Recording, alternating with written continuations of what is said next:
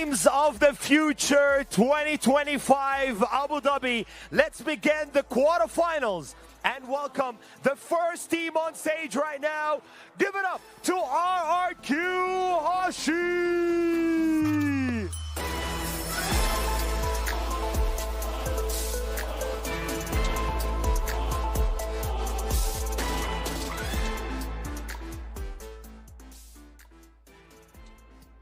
Very good luck to you guys. You may now take your seats.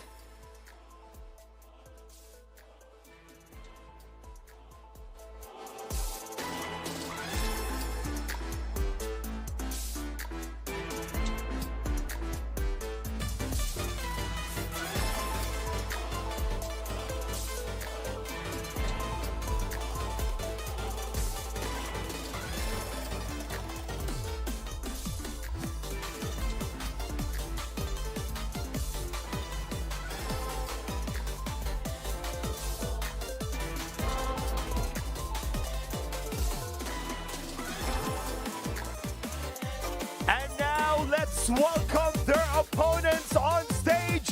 Give it up to Team DFYG.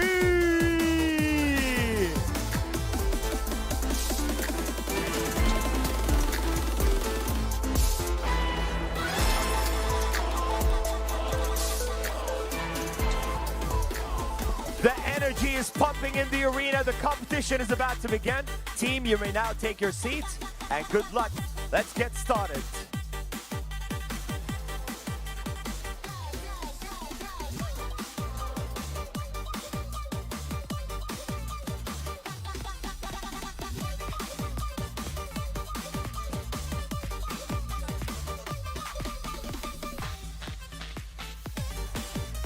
Welcome back, everyone. We are back here on stage and we have here RRQ Hoshi and DYFG.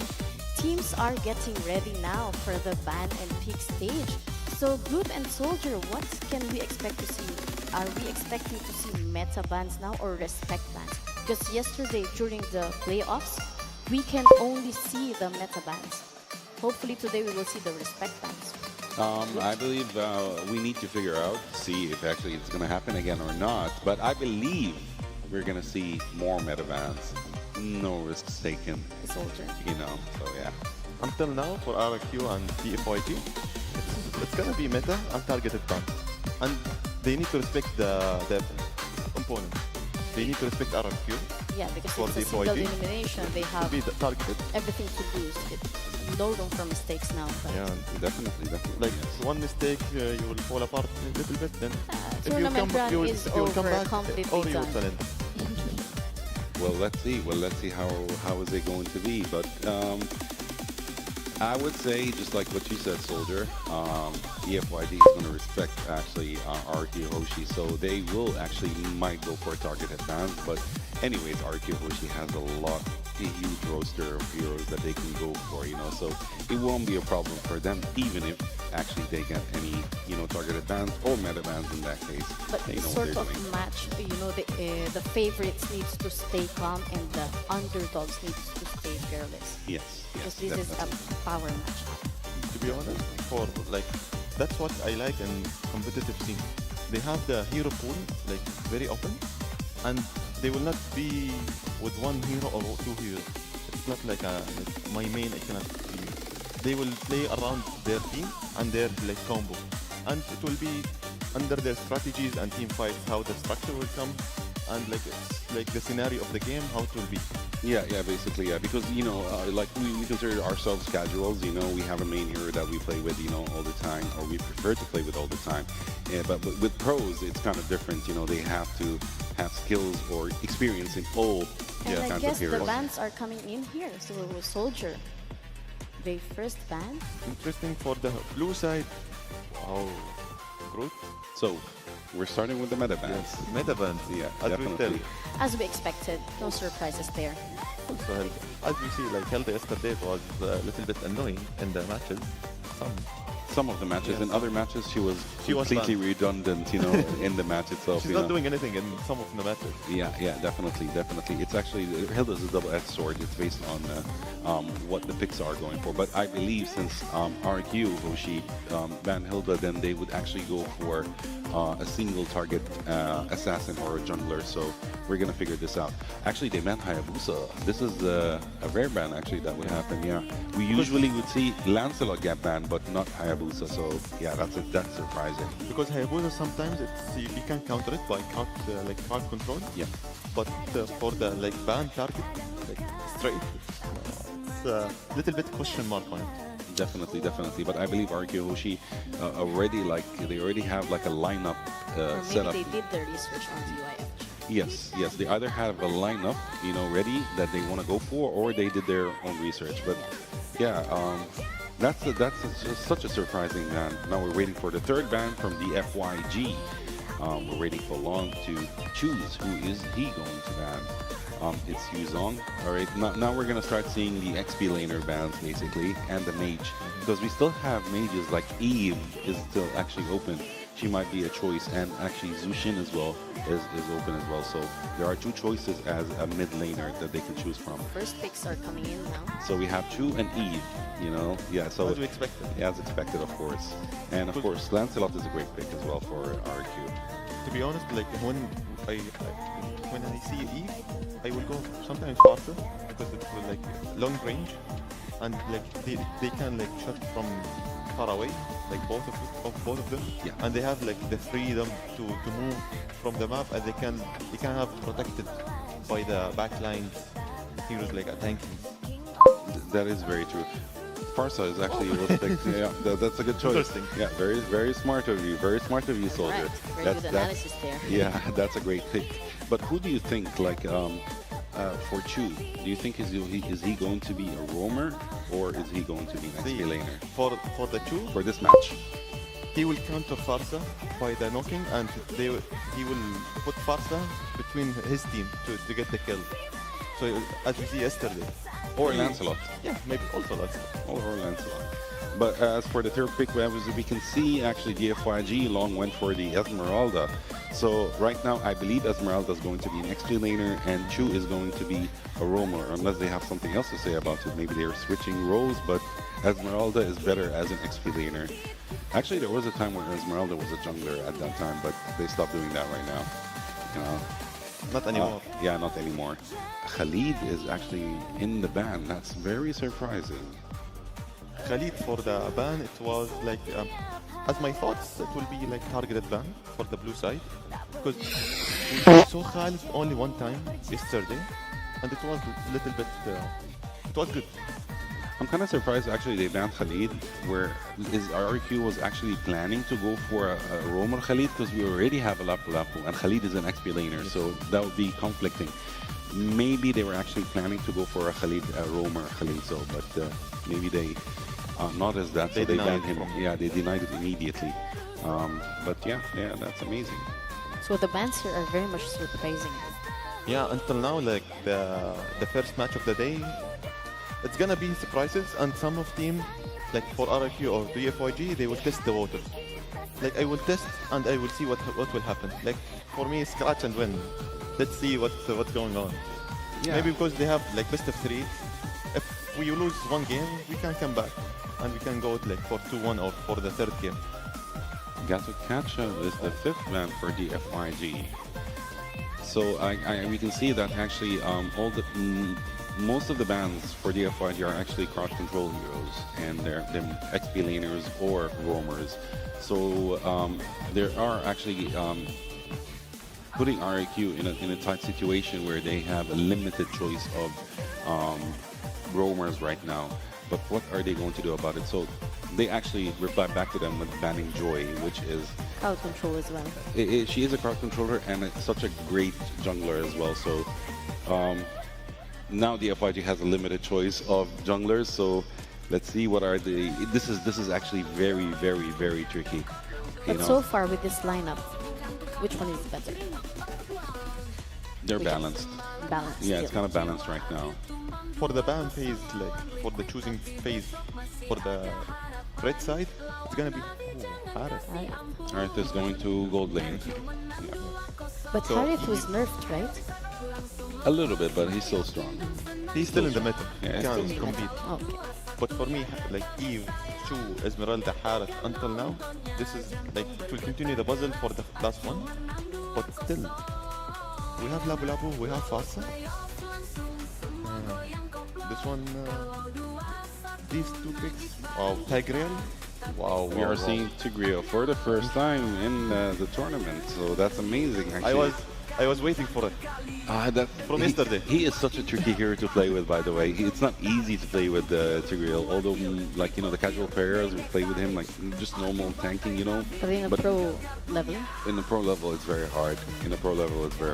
And when you said about Harith getting nerfed, see, he used to be a no-skill hero before, you know, because he used to dish out a lot of damage. They nerfed him, so he becomes a skilled hero. So not anyone can play with Harith to dish out huge damage.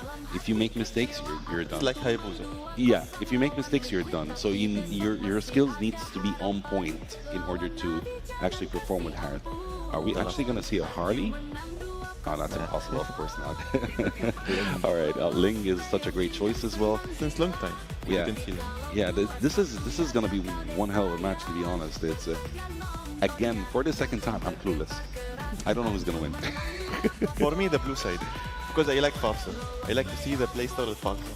For me as well, the blue side, RRQ. I'm not sure, but if we're going to talk about experience-wise, it's RRQ. But because for draft picks, it's red side, it's DFYG. You know, it might be DFYG, it might be actually RRQ. Both of them, they have a great lineup, actually. But for me, on paper, it looks more like RRQ. Yeah, experience-wise, yes. Soldier. Sometimes on the paper will betray you. So sometimes I don't trust the papers. I trust, you know, the drafts, and I trust the play style inside. So I will wait, but I will choose RRQ for now. Yeah. Ling actually is such a hard choice right now. You remember earlier, I need to take notes, so you have to tell me. Sure. RRQ. RRQ. Okay. RRQ. So heroes are locked in. Let us send it over to our casters to see how it's all unfolds.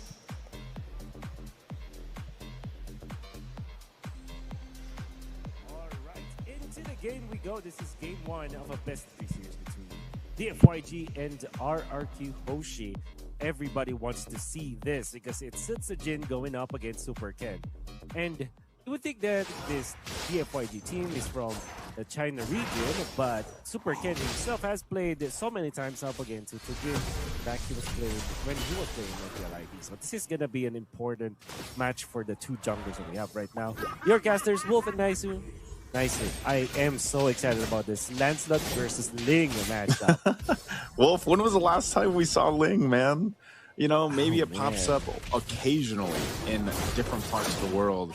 But for the most part, he's not really in the meta, right? This is not a hero that you typically see currently in the meta. It's great to see it, though. Game one in this best-of-3, again, all this, you know, at the end of the day, we're going to see some more teams go home, of course, here in the quarterfinals. But this is a bit of a risk. I have to say, it's been, you know, one of the things about Ling is obviously he can still provide quite a bit of damage output, quite mobile himself, but you know, in a way, you're going to have to go ahead and support this. It's a lot harder to do that rather than a Lancelot. But they both, I will say this, the caveat there is they both can kind of take care of themselves. Like if Ling gets in a bad situation, he's most likely going to be able to survive with his mobility. You could say the same thing about Lance, you know, and it's just, why do you think that is? Why isn't Ling so often in the current meta? Yeah, it kind of farms slower than most of the junglers. It's more like, why would you go for the Ling if there's like Hayabusa, there's Lancelot? It's like he's just at the bottom of the list. And partly because you need a lot of farming, and also you can easily pressure him in the jungle. Let's see if I do that. He is going to make his way up here to this fight, though. A lot of Flicker is already burned. RWM dropped down too. And Setsujin will get the turtle, but the first blood going over to Super Ken. A bit of a trade there. Objective for the first blood. DFYG, though, with that first blood going in the hands of Super Ken here on the Slinger, are just going to help his case even further. You know, you can scale up faster on this Ling, who, like you mentioned, Wolf, might jungle a little bit slower in comparison to the Lancelot. So it's going to be up to RRQ Hoshi to find something across the map. But this is the thing now too. When you have that level 4 available on the Cho, you know that that's going to be the play to make. And speaking of the roams, man, Irok on this Tigreal once again. We got to see the Tigreal in the hands of RRQ Hoshi in their game against Team Falcons. And that's what we talked about after the patch came out. Had some of its improvement there, right? If for you guys that don't know, his second skill, the Sacred Hammer, it now is faster, man. It actually happened so quick. Oh, just like this. Pressure up top. Diamond Tempest Blade's going to be used as well, and that is a clean, easy kill in the top lane. At the best game for Diamond for sure, dying twice already the first 3 minutes of the game, and gonna be up against Esmeralda. It's not gonna get easier for Diren in the next few minutes.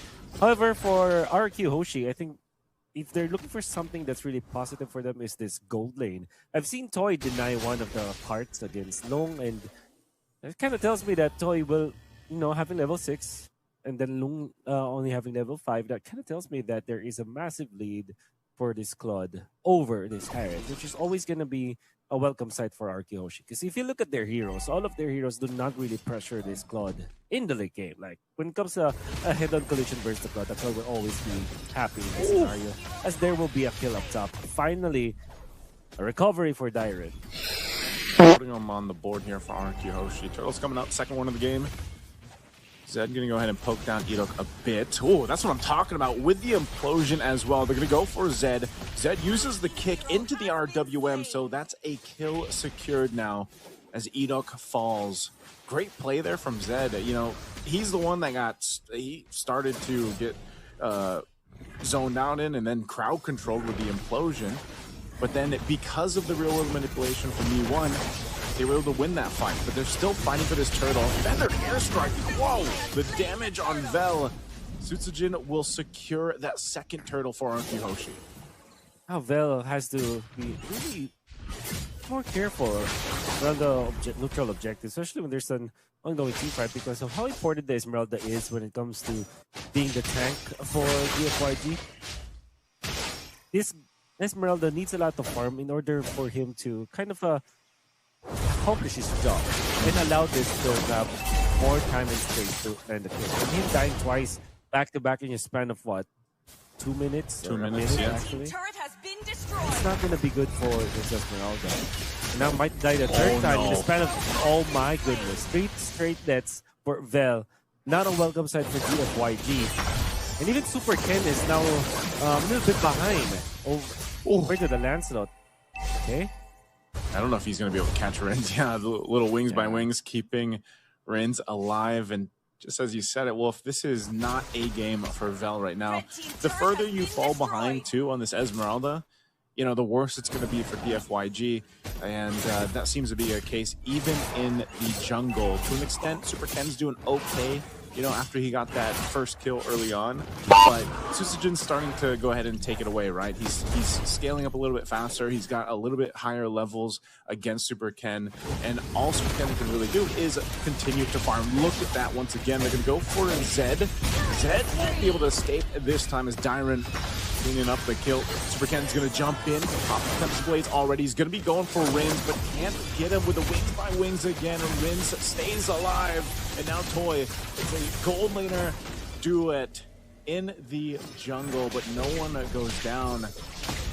Interestingly enough, it just doesn't seem like they have enough damage just yet. It's a little too early for these gold laners to pop off. Yeah. And now for DFYG, they're going to be having 2 problems that they have to face. First is Tutsujin, who is now level 11 compared to Super Ken's level 10. I mean, Super Ken haven't died yet, but Tutsujin is having so much farming. We'll get the turtle again. You also have to think about Toy, the Claude now. I wonder if the items will be shown up, and I'm sure there will be a mass. How long will be in trouble once again. He pops the summon forwards. The team's going to try to help him move. Bell solo again with a better airstrike. A huge setup coming on through. We'll be able to take down Vel and gets the flicker out from Zed. Tempest Blade's gonna be used, but juked with a BMI, and now Super Ken, he's frustrated, man. How many times have he Tempest Blades and not been able to get a kill? Oh, that's gonna be very frustrating. Doesn't have the retribution, so now Dyron and the gang, they can actually pressure him in here.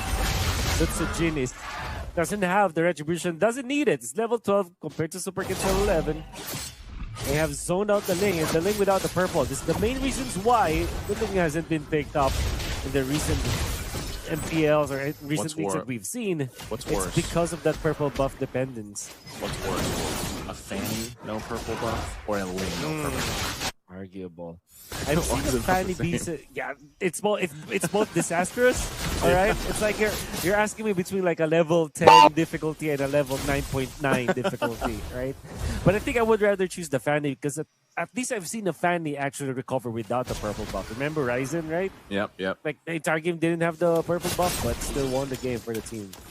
Yeah, it takes a certain type of like synergy to make that work, though. You know, like in order for true. you to actually have that in your favor. But yeah, that's one of the things. Super Ken, I think eventually, like, he will get the itemization he needs. He's not too far behind. I mean, granted, how everything's gone, the two junglers are relatively close to each other. You know, 300 gold separates the two jungles.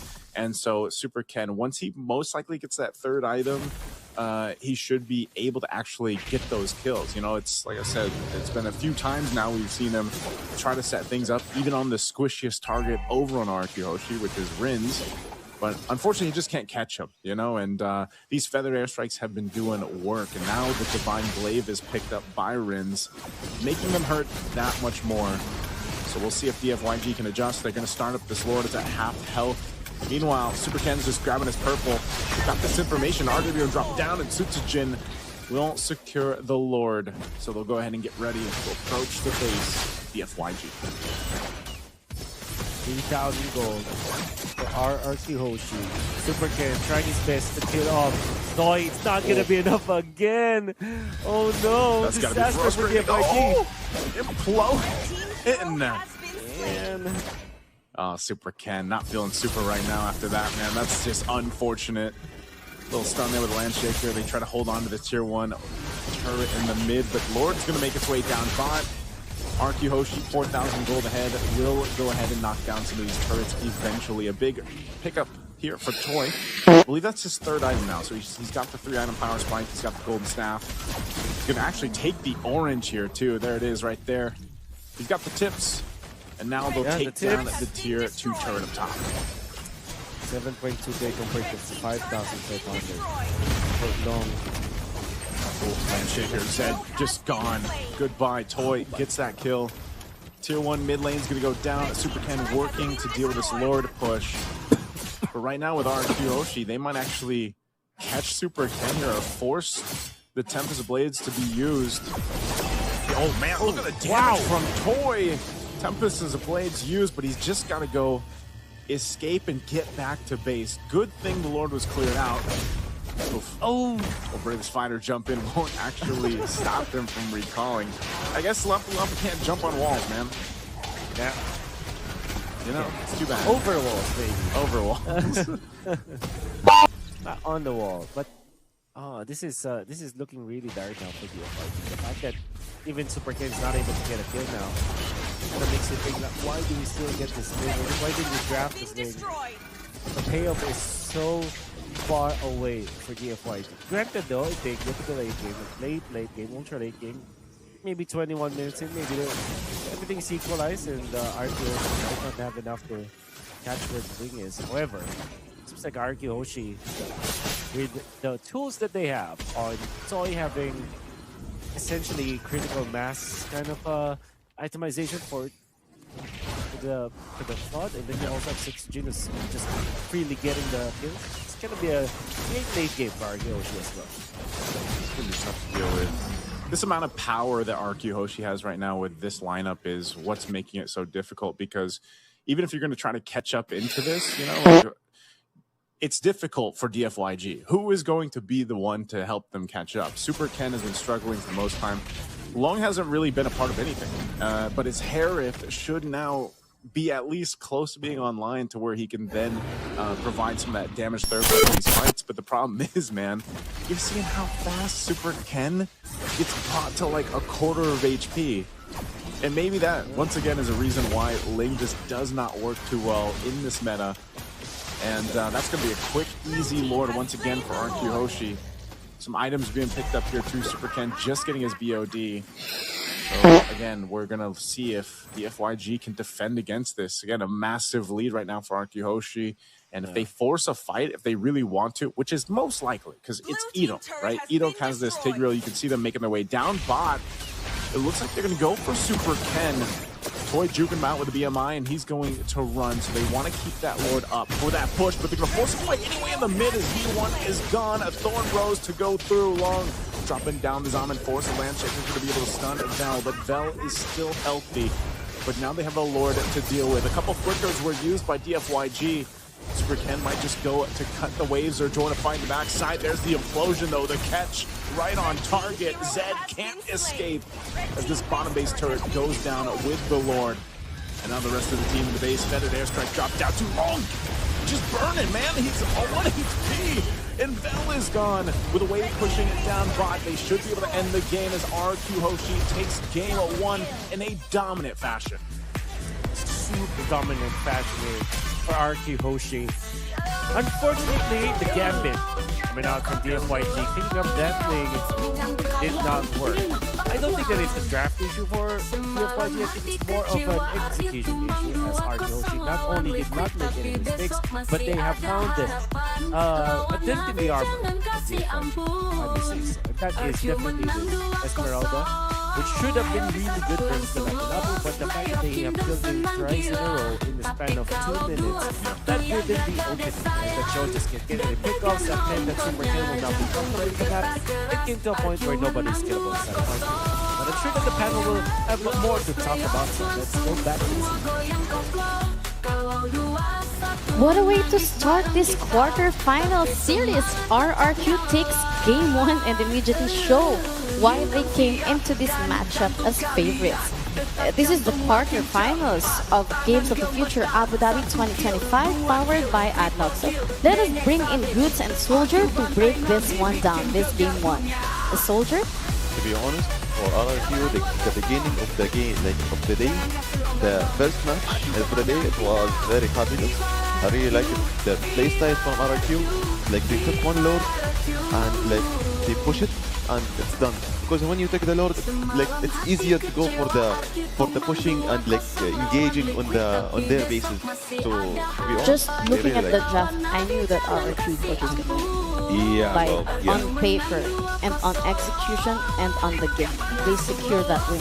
It was an outstanding win, of course. You know, RRQ was dominating the entire map.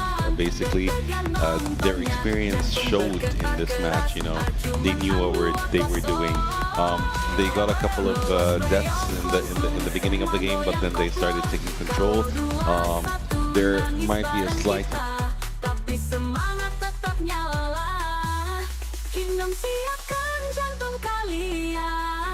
Detak jantung makin cepat, tangan gemetar. 1 kill, 2 kill, triple kill, maniac savage. RQ bantai nabi.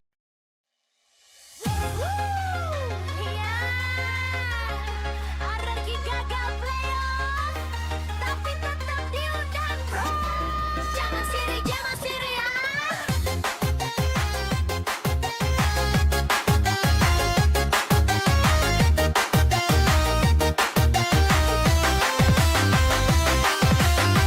Gagal playoff bukan akhir dunia.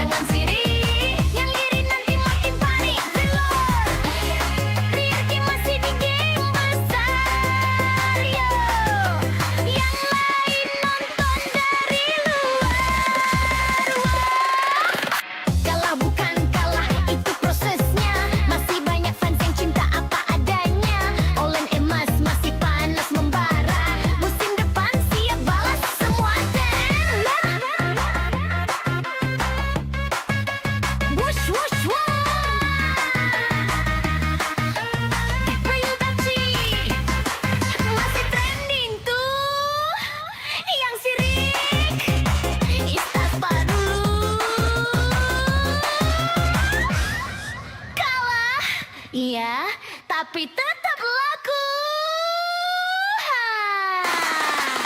Jangan sirik, jangan sirik, jangan sirik. Kalau rezeki nggak bisa diketik. Jangan sirik, jangan sirik, jangan sirik. Nanti malah berpanggung priik.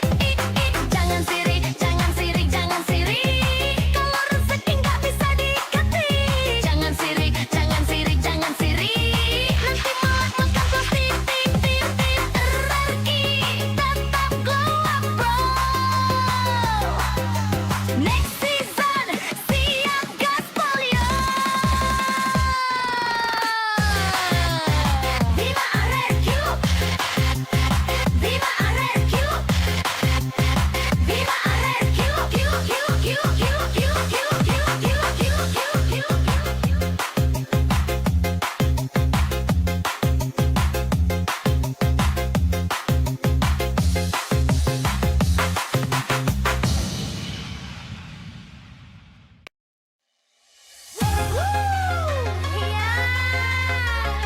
RRQ gagal playoff, tapi tetap diundang bro.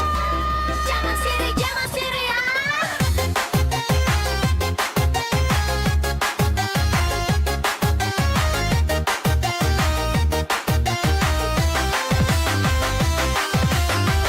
Gagal playoff bukan akhir dunia. Masih banyak yang iri di media. Katanya jatuh tapi gundang. Game of Future udah nunggu sayang Olen bukan sembarang olen. Masih bersinar walau badai melanda. Yang lain sibuk nyinyir di sosmed. Dan api teman kunjam priwet. Jangan sirik, jangan sirik, jangan sirik. Rezeki udah ada yang ngatur asik. Jangan sirik, jangan sirik, jangan sirik. Nanti makin panik kolor. Jangan sirik, jangan sirik, jangan sirik. Rezeki udah ada yang ngatur asik. Jangan sirik, jangan sirik, jangan sirik. Yang iri nanti makin panik telur. RRQ masih di game besar yo. Yang lain nonton dari luar. Kalah bukan kalah, itu prosesnya. Masih banyak fans yang cinta apa adanya. Olen emas masih panas membara. Musim depan siap balas semua dan wush wush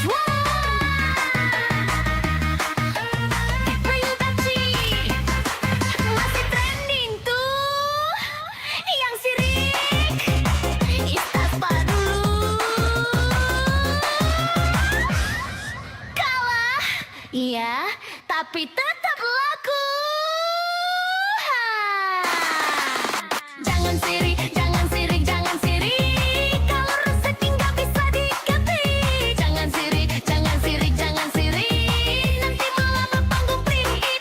Fengyaoguai says, Jangan sirik, jangan countdown sirik. 7 minutes. Kalau rezeki nggak bisa diketik. Jangan sirik, jangan sirik, jangan sirik. Nanti malah makan plastik. RRQ tetap glow up bro. Next season siap gaspol yo. Viva RRQ, Viva RRQ, Viva RRQ, Q Q Q Q Q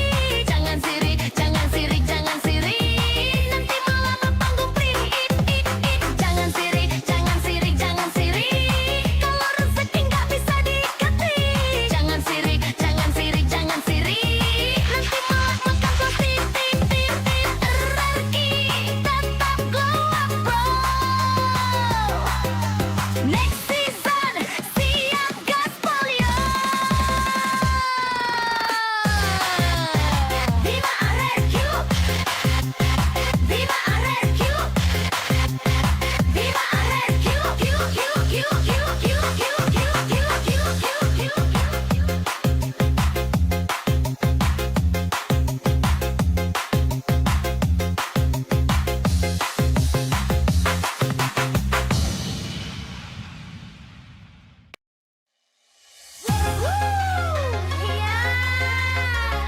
RRQ gagal playoff, tapi tetap diundang bro. Jangan sirik ya.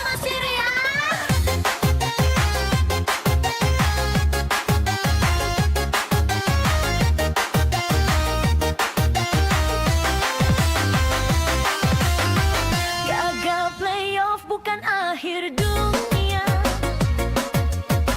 Masih banyak yang iri di media. Katanya jatuh tapi gundang. Game of future udah nunggu sayang Olen bukan sembarang olen. Masih bersinar walau badai melanda. Yang lain sibuk nyinyir di sosmed. Dan api tetap mengguncang freeway. Jangan sirik. Rezeki udah ada yang ngatur asik. Jangan sirik. Nanti makin panik. Folow. Jangan sirik. Rezeki udah ada yang ngatur asik. Jangan sirik. Yang iri nanti makin panik. Reload. RRQ masih di game besar, yo. Yang lain nonton dari luar. Kalah bukan kalah, itu prosesnya. Masih banyak fans yang cinta apa adanya. Olen emas masih panas membara. Musim depan siap balas semua. Yuriin says. Boy main collect. Wush, wush, wush. Perintah masih trending tuh. Yang sirik Istas dulu. Can Moy I says. RRQ Luigi said. Can Moy I says. WKWKWKW. Jangan sirik. Kalau rezeki nggak bisa dikepik. Jangan sirik. Nanti malah berpanggung print. Yuriin says. Jangan sirik. Halagakta Bakuan Dari Sanamang. Nggak apa-apa, ini kan tim favorit, nggak apa-apa, nyantai aja, nggak apa-apa, nggak cuan juga, baru main lagi kangen.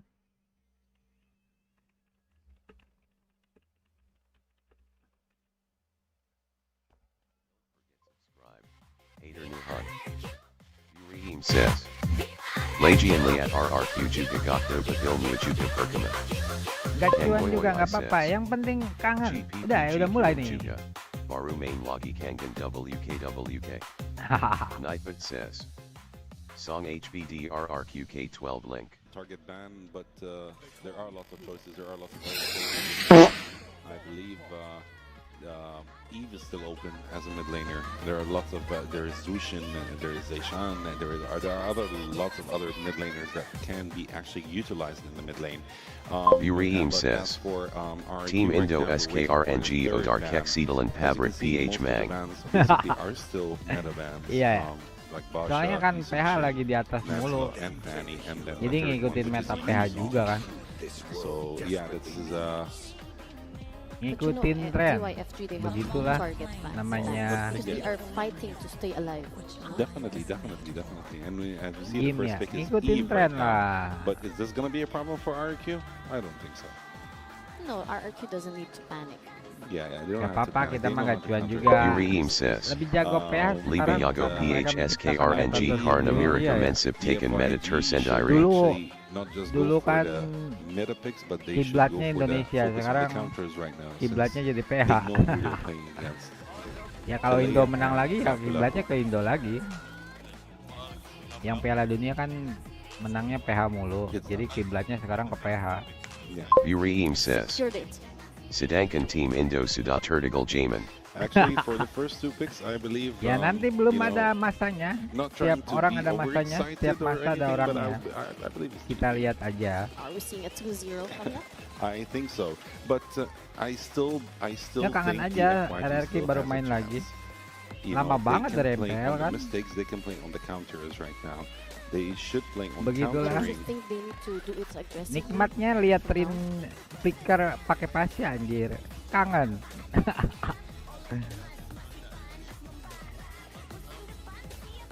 Gameplaynya goblok kayak gua. Mak kayak gue goblok banget. Lebih goblok dari Rin ya. Vireem says, Ya lah main tim Yakla boring main nih team ngantuk boring ngantuk. ini and gantuk Kagak mau. WKWK. Kangen ini lagi menang 1-0 lawan Super Ken ini. Ken sekarang kan di Cina. Ntar lah habis ini di RRQ lah mainnya. Nyantai dulu lah. Gue pusing main di Epic anjir. DYFG don't Ntar have yang the seru tuh luxury M7 nanti. Kagak seru. Kagak ada RRQ.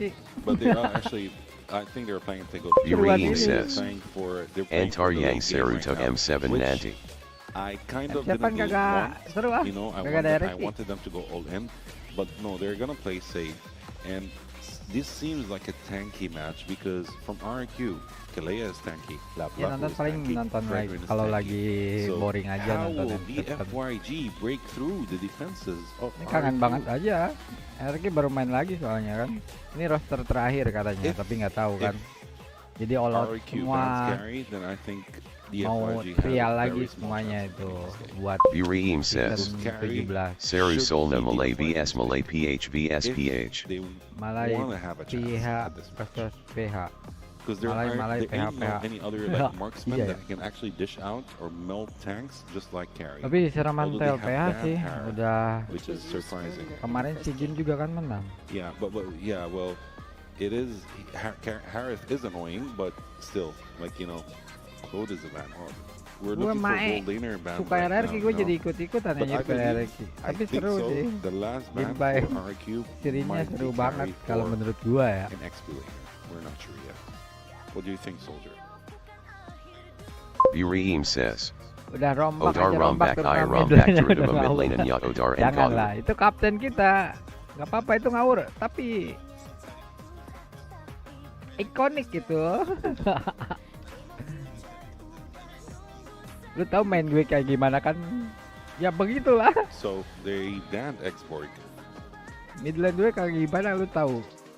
Ya begitulah Right, then, ceritanya. I believe the last ban phase for DFYG. We're waiting for Z right now. Nggak to go selamanya for the mid final lane di ban. belakang, Jo. As we Vireem can see says, from Yang RRQ, dipertahankan Yang harusnya dipertahanan Ujin sama Rasno Dairen. Jin Dama We Dairen. already have an XP laner. Ya Ujin kan and udah Naipet luar. says, because I believe Yang Fregner is punya gonna be the TikTok jungler. follow ya barsatz So we store. still have a mid Makasih. laner and a gold Iya laner Dairen for RRQ raja today. yang terlupakan On the si other Dairen hand, kan. for Tadi aja yang DFYG, ngacak-ngacak si we have Dairen mid kan. laner, an XP laner, and a roamer as well. Ini lapu-lapu So we still have a gold 60% laner and we have a pick loh jungler. di, Naipet di says, ini. So this is, Song this is HBD gonna be RRQ tricky, to be K12 honest. I lane. think it's going to be very tricky for the both of the Di teams. apa? They banned Valentina. Di Vireem So who says, do you Kalau think they're Sirin gonna di go Kalau for? otomatis SI juga Rens di bakal out in keluar. Automades I doc juga bakal Tapi nggak tahu Hillier. juga sih. Valentina. Oh, they are giving Naipet says, I will Song say M3 MB490 and 9K4 Chemistry-nya and kalau RRQ all diganti link. semua against otomatis Eve. mulai lagi dari awal Which is kan. good because you know both of them like you know they Kimmy also is great with her ult and Kimi, her crowd Sirin control, pakai so, Kimi kayaknya um, anjir. RQ needs that, so that's why they Yang actually parah went kalau for the Sirin Kimmy pakai Lunok ya. Suwe bener dah. To be honest, like I was intrigued, like little bit Harus curious belajar about Babang Lemon Eve. nih. Then I saw the Farsa band. Then I was okay. They are relaxed now. Because Eve versus Farsa, it's a little bit annoying. Oh, Hayabusa. That's We weird. will see DFYG Melawak. Akai or Hayabusa. Ya gitulah, Actually, kalian I would go for entertain, Akai. jangan serius main Vireem game. says, Moskov and Akai. Wake for the Hasi last and Sama bit for Dairen Sama DFYG. Ujin ITU Ud Serious Mereka sambil Banjit nikmatin Jendongna Edo gamenya. the team Melawak. Until now. Kalau Very terkena interesting beban, draft from banyak beban DFYG. kagak nikmatin gamenya tuh. Moskov is a good pick, but I'm not sure why didn't they go for it. Kita lihat game kedua. RRQ was Apakah going for a carry. menang lagi? You should have went for carry, you know. So They yeah, changed that's the very- rules. Vireem Yeah, that's very says, surprising actually. Gok la kiblat na main mid mosi in a very clay. questionable. Iya si Clay. King Clay Who is it udah favorite kagak main kayaknya dia jadi BA kan. 90% RRQ. RRQ. They picked If Moscow. DFYG choose carry, They that could will have be had a chance. DFYG. Yeah. But now, the upper hand for RRQ, and But the FYG is going for late game. Remember NCT? yeah, the RRQ they are going for 24. late game, mid game, late game. Yes. This is going to be one interesting match for both Yeah, teams, to break be honest. last But I case of believe the RRQ has the upper hand when it comes to the draft But picks. mentally, how do you think DFYG feels now? It's 1-0. For this picks, Yes. they are like still and the momentum and the rhythm. We So want to win one again. foot on the ground, 1 foot up there. Yes. Yeah, definitely. Like they want to continue. Like I will climb the stars, and I want to see like I will compete with versus RRQ Hoshi, and I will see. I will test. Yes, so I guess draft is set, games is starting. Let us send it over to our casters to bring you to game 2. Smash them. All troops Game number 2 between DFYG and RQ. It's elimination for DFYG if they do lose this. And off cam, me and Naisu, we're talking about how the break glass in case of emergency hero for long is the Moscow. However, sir. Naisu, I feel like this is such a good game in a way that we are going to see utility jungler versus utility jungler with their traditional marksman late game, which is going to be so good to watch. Yeah, this is pretty much standard. I feel like standard compositions that we're seeing here, maybe aside from like the Akai to an extent, but Akai has popped up more and more lately. I feel like this is going to be more of a step up that we need to see from DFYG, especially for Vel. Vel just got completely shut down in game 1 early on. Too many deaths in the early game, so obviously wants to give it a go again here. Not only that, but on the flip side for RRQ Hoshi, this is that lineup, or this is that combination of heroes that works so well, man. And I'm talking about the Kimmy, the Fredrin, and then you have on the Kalea. Kalea still is like what probably the best setting hero to individually take down one member, right? I mean, the only other hero that I can really think of is maybe if you're really, really good on that Cho, or maybe a Kaja, which we've seen pop up in games of the future as well, right? But there's nothing like the Kalea because you provide so much sustainability to your team. You can fake people out if you want to and not fully commit to that title strike or that tsunami slam if you want to. And so it's such a strong hero. I mean, we all remember when she first came out and was introduced into the game. Everybody was picking her for a good reason. But even with the changes that she's faced, she's still so strong at level 4, and helps the team with that sustainability. Look at this, the double jump for that title strike. They're going to be able to whittle them down a little bit. And now that they fight for this turtle, they should have control of it. Super Ken, the advantage is he is an Akai. They're going to go heal over here. Edo could be in trouble. Edo actually dies. First blood for Vel. Heavy spin arm going to be used. Susujin gets the turtle, tries to get on out, but now Super Ken won't be able to get that energy eruption off from Susujin. But hey, they're happy to trade. Kill for an objective. As long as there is a trade, you can say that DFYG is going to be happy. So Tsujin, though, wants to seal the purple, not be successful in doing so, as Yi1 threatens for some damage. Kind of bold for Tsujin to walk in front of DFYG with just half HP up top. They want to kill this Esmeralda. Not sure if this is even possible with the Lapu-Lapu supplying a lot of shields. Whereas in the mid lane, they will not be able to get a kill. Fortunately for Zed, he didn't have to pop the ultimate, the AOG, to get out there. An early rotation from Toy, the gold lane from RRQ Hoshi. Okay, now they're going to go for Long. Long's still going to be fine. Has a pure fine too. This is one of the things, though, for Long on this Mozkov, there's a time when, again, it was just about all he was picking and playing was the Mozkov. He's done amazing things in certain matches with the Mozkov alone. But also, regardless, that hero allows you to kind of play more towards the map if you want to. If DFYG ends up being kind of behind later on, which thankfully they're not right now for them, then they can go ahead and allow the Mozkov to push those off lanes while the objectives are, usually the focus. and then all you have to do is follow through that SOD. But with that being the case, we've seen that Spear of Destruction actually be a Spear of Death for a lot of Mozgov players so far in the current meta, but even here for the games of the future, man, it's been really tough for them to actually make it work. And of course, positioning more than ever. But and that's also just partially because, Wolf, we've seen so many compositions that are heavy on the crowd control, and that is a constant here so far in our current meta. That's right. DFYG are going to be poised to again contest for this next turtle. You always have to look for the heavy spin. If it's way too early, that's going to be bad. Good taunt there, unbreakable. Edok's still going to live though. So turtle up. Revitalize is going to be expended as well from Zed to top everybody up. RWM dropped down too. They're going to go for it. Turtle's still being worked on. Manchester going to miss. There's SOD. They're going to zone out Sutsujin. So Super Ken actually gets the turtle. But with Vel gone, they're still going RRQ Hoshi. I don't know if they want to follow this up. Too many low HP bars here. So once again, it's a trade. Trade for, they get the objective for Super Ken. But yeah, they get a kill over here. Oh no, Toy. Okay, Toy's fine. Toy's fine for now. I think the XP is the same between our gold laners, which kind of means that it's pretty good for the Mozgov. Every time that he is not trailing behind the first 5 minutes of the game, that generally means that you have a good game for your Mozgov. Whereas for Super Ken, the fact that he's able to get that retribution up, it's gonna be good. Now they want to try and make a play in the mid lane. Looks like they will kill Rinse, and that's a kill onto the Akai. It's gonna be good for DFYG, now leading by almost 1,000 gold over RRQ Hoshi. We're gonna try to do the same thing to Long, but then it gets spotted out by Zed. Not happening today. Super Ken going for the lockdown into the AOG, but a great usage of the Tsunami Slam to avoid the Avatar the Guardian. That's a big brain play right there. Good play to stay alive, Oh yeah. Oh yeah. CC immune while you are casting the slam. One of you are actually like bringing someone up. So that's pretty good. That's pretty good. We have enough from Edok. Almost threatening a kill of the Super Ken.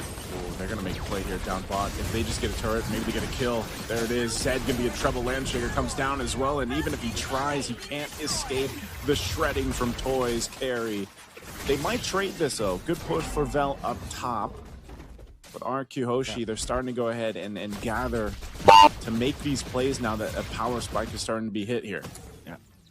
DFYG will scratch their heads. They have committed 2 ultimates just to try to take out a roamer, and Edok only had to do all that he had to do was to just pop the ultimate. So that's 2 ultimates for the price of 1, and he survived afterwards. So, however, it's not gonna be punished. DFYG will be trying to go for this turtle. Does have the ultimate, the heavy spin still available for Super Ken as well as the AOG. See if they get it.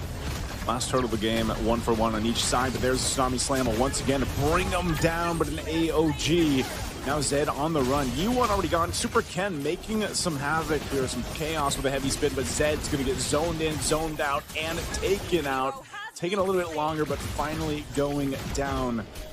Turtle for 2 basically is the trade here. Sutsujin, though, quite low.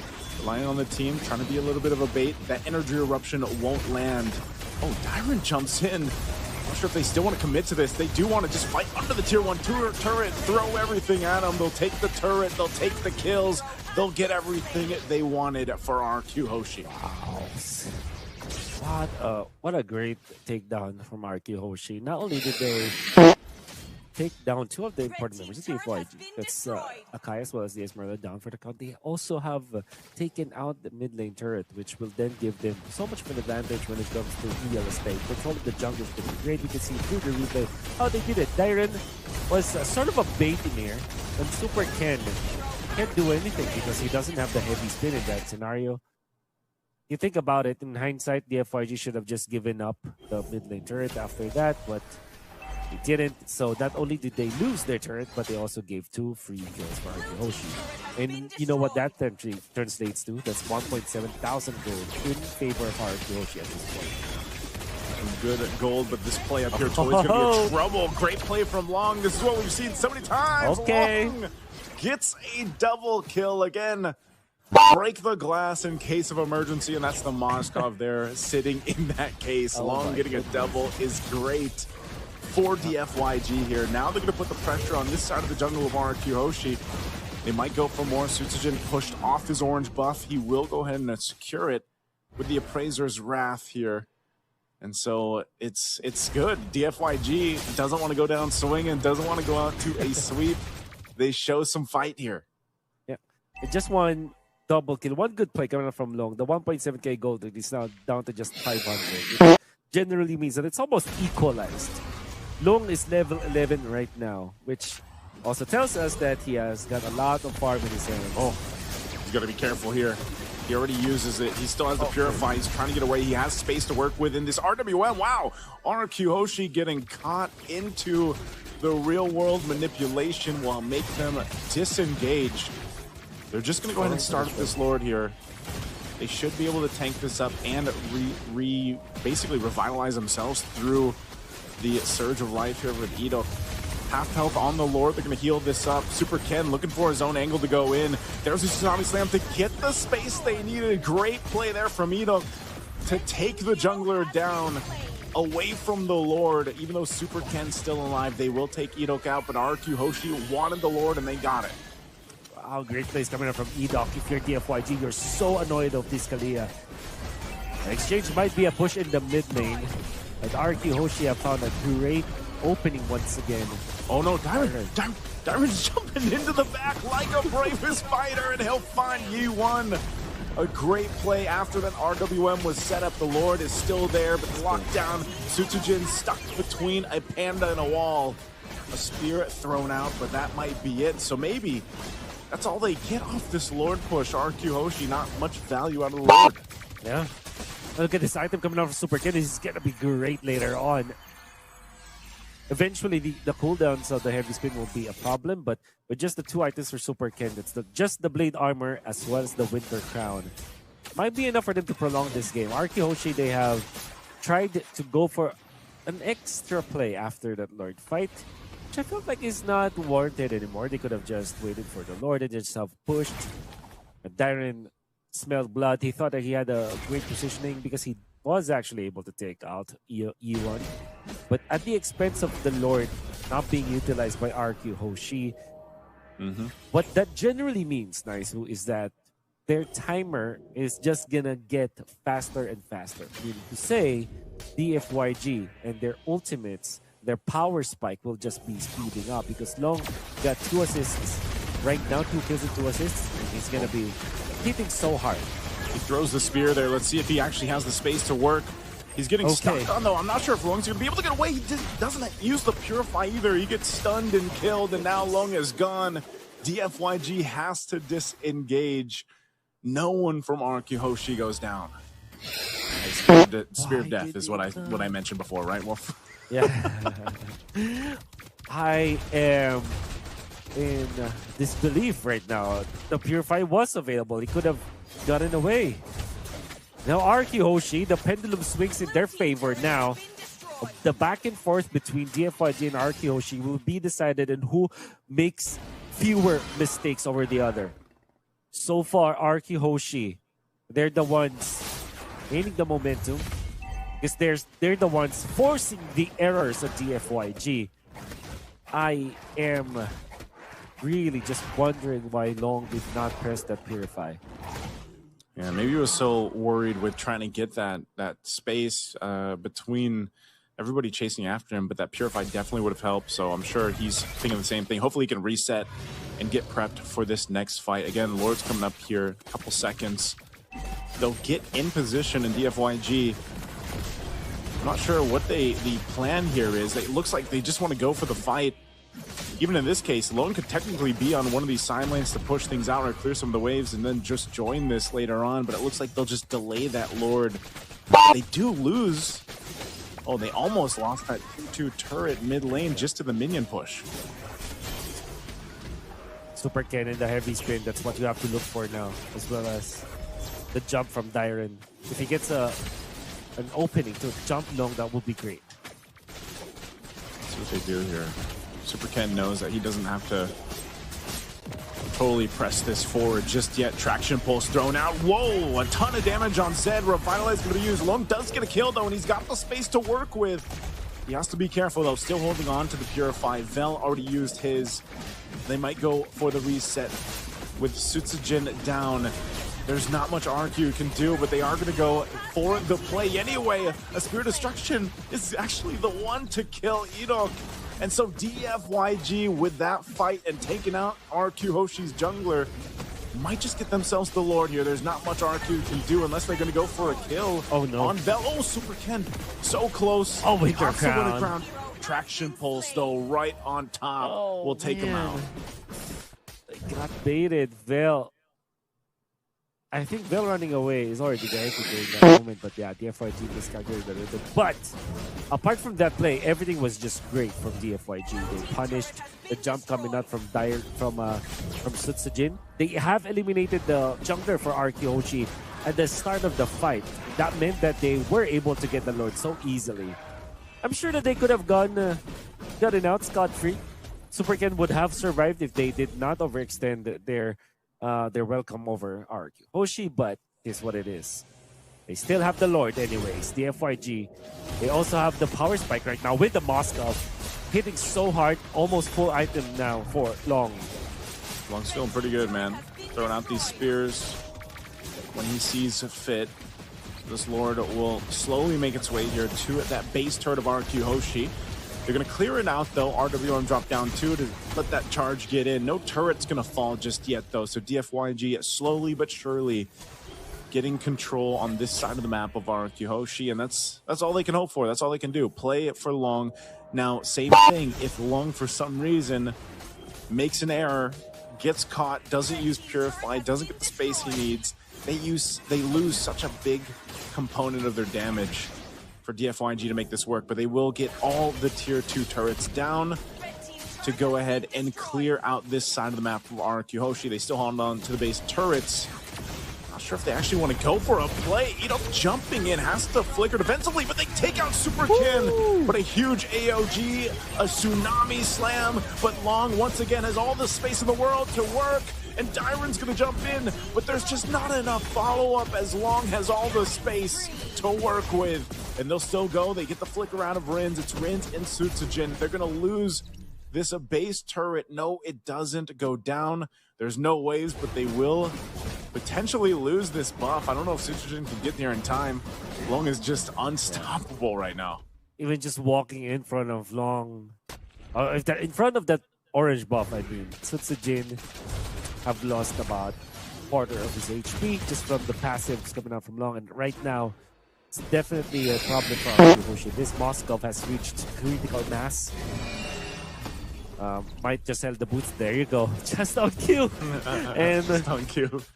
We'll actually get the halberd now, and at this point it's gonna be hitting like a truck. And if you compare that to this carry, of course the carry can still take down the members of the FYG. If he's able to lock down one member of the FYG, maybe Kai, maybe this Esmeralda, it's gonna be good. I think the most ideal kill here for Toy is this Akai because of the Chastise Pauldron available for Vel. I'm sure that you look at this as an even game, but I think the FYG has a little bit of an advantage over RRQ Hoshi when it comes to scaling. See if they do. They do take this Lord now to half health. It's going to go for a reset. Vel picking up a Winter Crown, though. The idea here, the play might just be to buy a little more time if they do initiate, so it's not all on Zed. Because RRQ Hoshi could potentially try the same thing, right? Just Tsunami Slam Super Ken away from the Lord if they choose to fight it. But now, like you said, a big problem is this critical mass Moskov from Lung. He's got the Purified back up after earlier. Vel so low. Not going to use the Winter Crown just yet, but will go ahead and Falling Star Moon out. So that is not available for this fight. Something they can work with. They're going to jump in. Edok with a Tsunami Slam. They're going to go for a Super Ken, and they battle it out in the RWM, and Dyron has to flicker defensively, but Vel once again will take some damage. A big AOG, though, and Zed up the front of it all. They do pop the Immortality. Praetor's rapidly away, and Sutsujin will fall in DFYG once again. Long untouched. Will take down 2 of RRQ Hoshi. 2 kills for the man of the hour. That's Long. But the counter initiation coming from DFYG is so good. They didn't even have to pop their Purifies on both Vel as well as Long. And the fact that they have taken out Rinse, that was actually the great way for them to get into that fight. The ultimate from U1 was also so important for DFYG as it actually prompted RRQ Hoshi to use their spells. With their crown sacrifice to zone on the members of RRQ Hoshi. No steal whatsoever from RRQ Hoshi. Real world manipulation dropped down just to go ahead and Vel get out of there. They can be pretty, you know, they can use these ultimates as much as they want when they see fit, just because, I mean, you got to think how many times has Yi1 been so big on the value of his real world manipulations, whether that's defensively or aggressively, and especially around the objective fights. And now that this evolved lord is making its way up top, this is going to be pretty tough for RRQ Hoshi. They need some type of way to deal with Lung, and it feels like it's a lot of the time it's been Irok, right? And he has not been able to get that target. Obviously, there's a Purify over there. There's two that you kind of have to consider, and that always is the case when there's a Kalea across from you. And so they're going to have to choose the targets carefully here and allow Toy to get that carry damage off. Even with a Malefic Gun, it just seems like, you know, you don't have that much space or range to work with. A charge up from that Lord will take out the base turret up top. Mid's going to fall here as well, and DFYG sees this game inside. Super Ken popping the heavy spin. Sutsujin cut off from the team. Winter Crown going to be used as well. So Super Ken's still alive, and Lung takes into the fight with SOD. A Landshaker's not going to land, and Lung still has the space. But Rinse! Oh, Rinse is so close! But unfortunately, Lung comes in on top again. With 3 down of RRQ Hoshi, Lung buys the immortality, and he'll just lock onto the base to end the game here and take it to a game 3. He takes one more hit, and we've got a game 3 on our hand. Great. You see the smile on his face. In case of emergency, Lung, this Moskov, if it works, my man. If it doesn't, you know, it kind of looks disastrous for DFYG. But today, in game number 2 versus RRQ Hoshi, the 50-50 went in favor of Long dominating this game. Just one mishap though, when he didn't pump the Purify, but the entirety of the game, I think Long was so impressive. And because of that, DFYG is not out just yet. Let's get back to the studio and hear what they think about this game. And we are all tied up, 1 game apiece. Welcome back to the quarterfinals of Games of the Future Abu Dhabi 2025, powered by ADNOC. So DFYG respond in game 2. We were not expecting that. At all. Oh my god. Long with Moscow was unbelievable. Yeah, that was his signature hero. Yeah, and they were not giving up, as you said. Yeah, that's what I got to know. It's his signature hero. He did an amazing job. He was dishing out unbelievable damage, and his team was protecting him with all they've got. Basically, when I saw the game and I knew why they were actually choosing those heroes. They were choosing heroes just to protect Long, you know. So, yeah, it's such an unbelievable comeback from And now from they have DFYG. forced a deciding game 3. So To be honest, DFYG, they surprised everyone. Yeah. They surprised me, actually. And it was a hard game for Uriim RRQ. says, It was Da dibalang easy mid game game for main DFYG Naya. with a Nipad objective says, control. Salamat datang dilib YGM3 MV490 and 9K4 and bersama Tutor sesat. Don't forget subscribe. Hater Nuhan. Nipad says, Song HBD RRQ K12 link. Semua teriak di bahagia. Kemenangan ini buat ingin tersenyum. Ada kemenangan ruang kosong. Hati ingin bersenang. Setelah sekian mati yang ingin ada bangun siap juara lagi sayang. Kang Moyoy says, G Quadujin Lawan Moskov deals at Ma WKWK.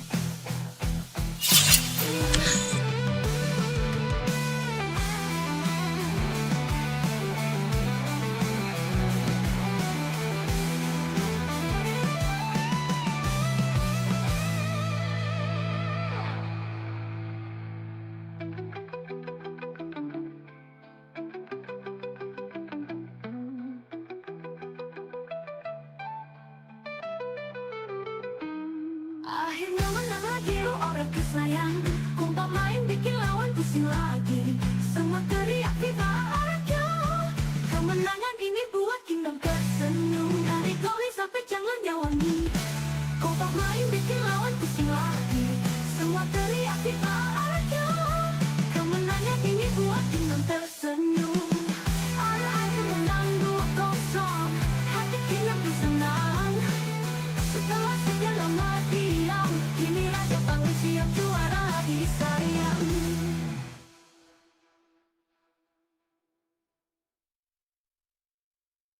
Akhirnya merah lagi kau anak juta.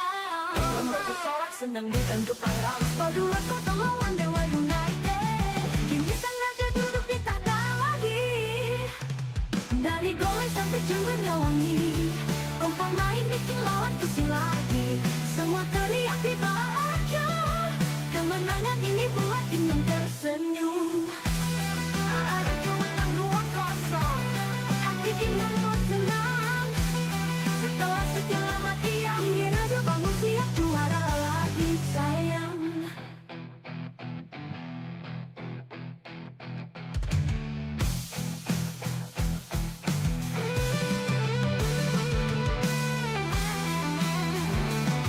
Ken Moyoi says.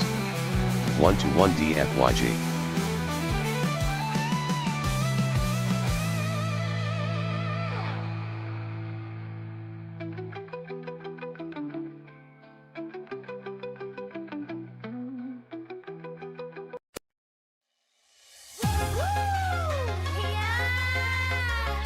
RRQ gagal playoff, tapi tetap diundang bro.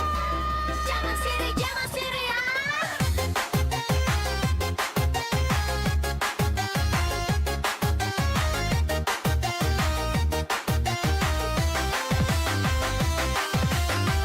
Gagal playoff bukan akhir dunia. Masih banyak yang iri di media. Katanya jatuh tapi gundang. Game of future udah nunggu sayang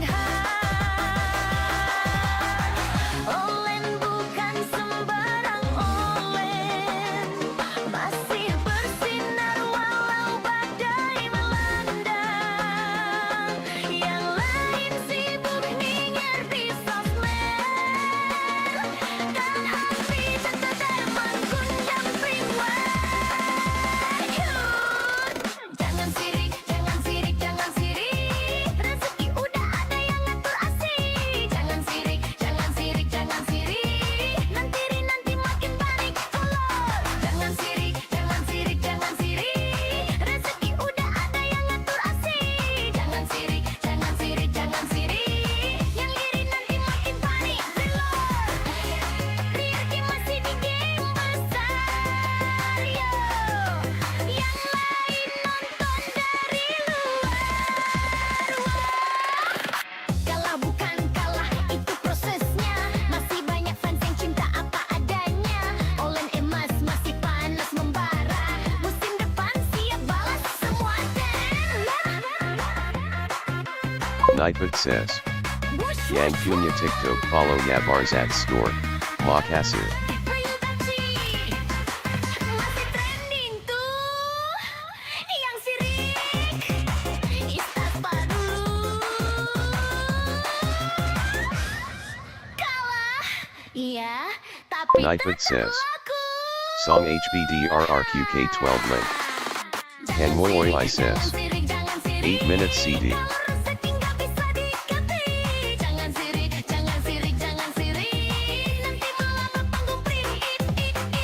Nightbot says.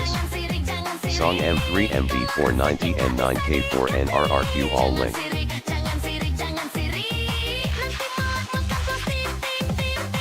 Uriim says.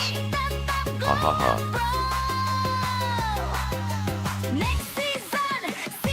Ken Moyoi says. Collect.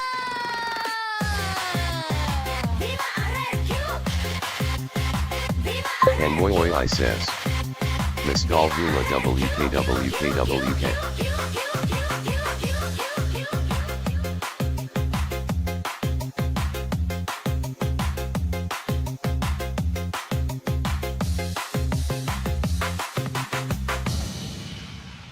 Uriim says. Padahal Pake Meta Indo juga ITU Kalau Kala juga Gon Kalahatan Team Naya BLM Sayap Buit Internasional.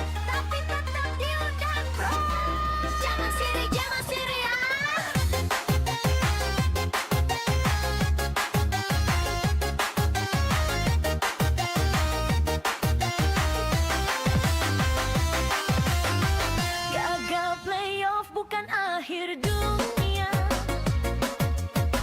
Masih banyak yang iri di media. Kan Moy says. Klo Belum Sayap G Stuja Sid. Bukan YG Pertama Solna. Game of Future udah nunggu sayang Olen bukan sembarang olen. Masih bersinar walau badai melanda. Yang lain Kan Moy says. Mau Mistuji Jadi Jadi. Su WKWKWK. Jangan sirik, jangan sirik, jangan sirik. Rezeki udah ada yang ngatur asik. Jangan sirik, jangan sirik, jangan sirik. Nanti makin balik kolor. Jangan sirik, jangan sirik, jangan sirik. Rezeki udah ada yang ngatur asik. Jangan sirik, jangan sirik, jangan sirik. Yang iri nanti makin panik reload. RRQ masih di game besar yo. Yang lain nonton dari luar. Kalah bukan kalah, itu prosesnya. Masih banyak fans yang cinta apa adanya. Olen emas masih panas membara. Musim depan siap balas semua deh. Uriim says. Gok GTU Mang Maksud Nadia BLM Sayap Ta Team Naya Masa Suka and Gotler. Uriim says. Disiplin Naya Karang. Yang sirik istighfar dulu. Kalah, iya, tapi tetap laku. Jangan sirik, jangan sirik, jangan sirik. Kalau rezeki nggak bisa diketik. Jangan sirik, jangan sirik, jangan sirik. Nanti malah berpanggung prik. Jangan sirik, jangan sirik, jangan sirik. Kalau rezeki nggak bisa diketik. Jangan sirik, jangan sirik, jangan sirik. Nanti malah makan plastik. RRQ tetap glow up bro. Next season siap gaspol yo. Viva RRQ. Viva RRQ. Viva RRQ.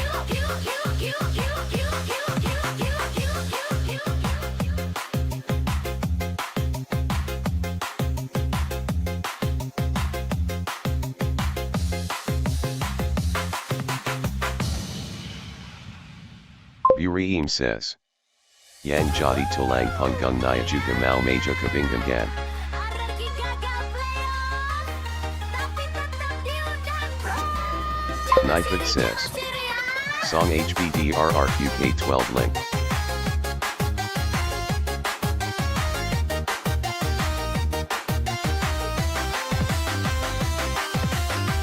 Gagal playoff bukan akhir dunia. Masih banyak yang iri di media.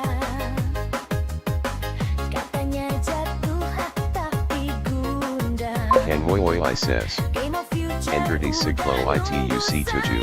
Y Tau Jawamuda K Gimna. Harus DR Duri Sendiri ITU Ma HAG. masih bersinar walau badai melanda. Yang lain sibuk nyinyir di sosmed. Kan api tetap mengundang freeway. Jangan sirik, jangan sirik, jangan sirik. Rezeki udah ada yang ngatur asik. Jangan sirik, jangan sirik, jangan sirik. Nanti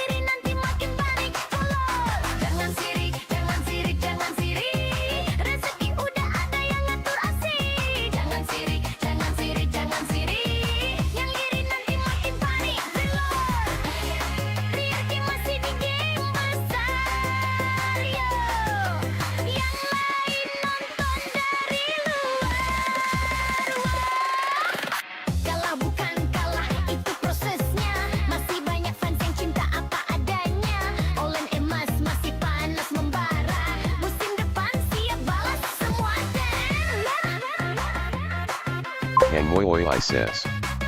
Bigam Blue Kaka. And GGU Pulang Apia Kanjut. Masih trending tuh yang sirik Istaspa dulu kalah iya tapi tetap laku jangan sirik jangan sirik jangan sirik kalau rezeki nggak bisa diketik jangan sirik jangan sirik jangan sirik nanti malah berpanggung priit jangan sirik jangan sirik jangan sirik kalau rezeki nggak bisa diketik jangan sirik jangan sirik jangan sirik nanti malah makan plastik RRQ tetap glow up bro next season siap gaspol yo Viva RRQ Viva RRQ Viva RRQ Q Q Q Q Q Q Q Q Q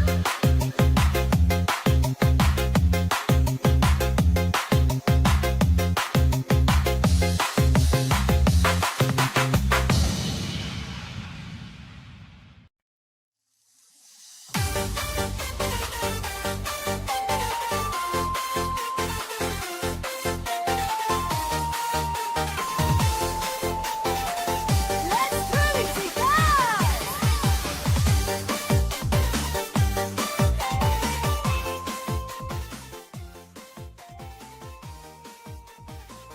With 2025 powered by AdNoc and Good and Soldier, we are going straight for the drafting. To be Soldier. honest, for RRQ, the bands, Helda and Hayabusa, interesting bands, to be honest, the group.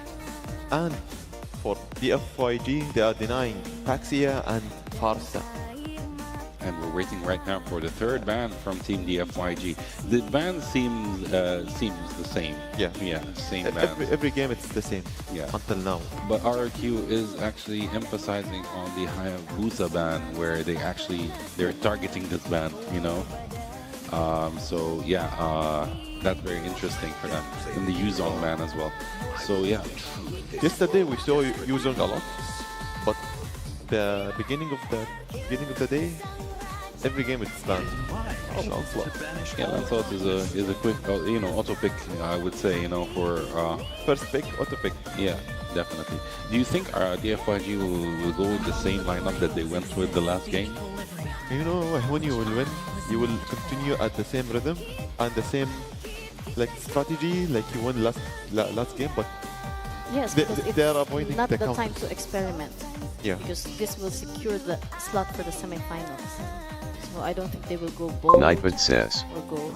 Salamat datang dilib YGM3 MB490 and 9K4 and bersama Tutor sesat. Don't forget subscribe.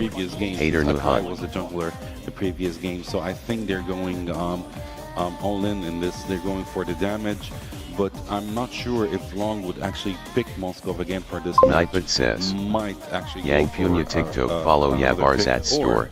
if Makasih. he's feeling very comfortable about his Moskov pick, he would actually go for him again. But we're still waiting right now for RRQ, Dyron, and Toy to actually go for the pick. Dyron chose Lapu Lapu, and we have Valentina this time. So they actually chose Valentina before she gets banned, because she got banned the previous two matches. Yes. Yeah. To be honest, until now, wow. As we expected, we are waiting for Esmeralda, Yusen Eve. This is the meta picks until now, and for the RRQ, Valentina, Labu Labu, and Lancelot, we are waiting. Do you think I want to see Ruby this game, and I want to see Harith, but maybe he will get banned next for the ban phase 2. Actually, Ruby would not be she's a not bad choice for this game, to be honest with you. But I think they might have actually other ideas going on, since the FYG, they are still lacking a roamer and a gold laner. As for there is a Tigreal ban, because Tigreal in the first match was very annoying for them, to be honest. He played a huge part in RRQ's win in the first match. As for RRQ, we do have a jungler, we have an XP laner, and we have a mid laner. So we still are waiting also for a gold laner and a roamer. Actually, both teams are waiting for a gold laner and a roamer right now.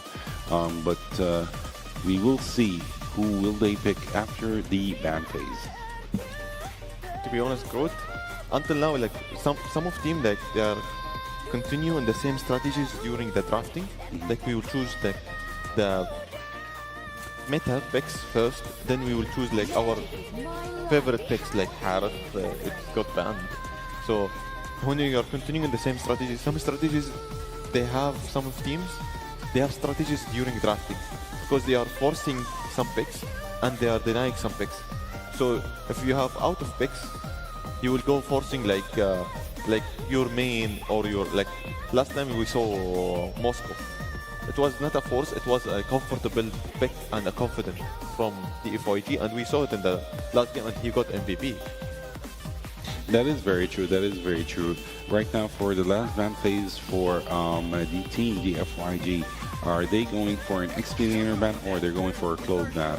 So I believe DFYG is actually might be planning to go for Moskov again, but they still need to check who is actually RRQ going to ban before they take that step.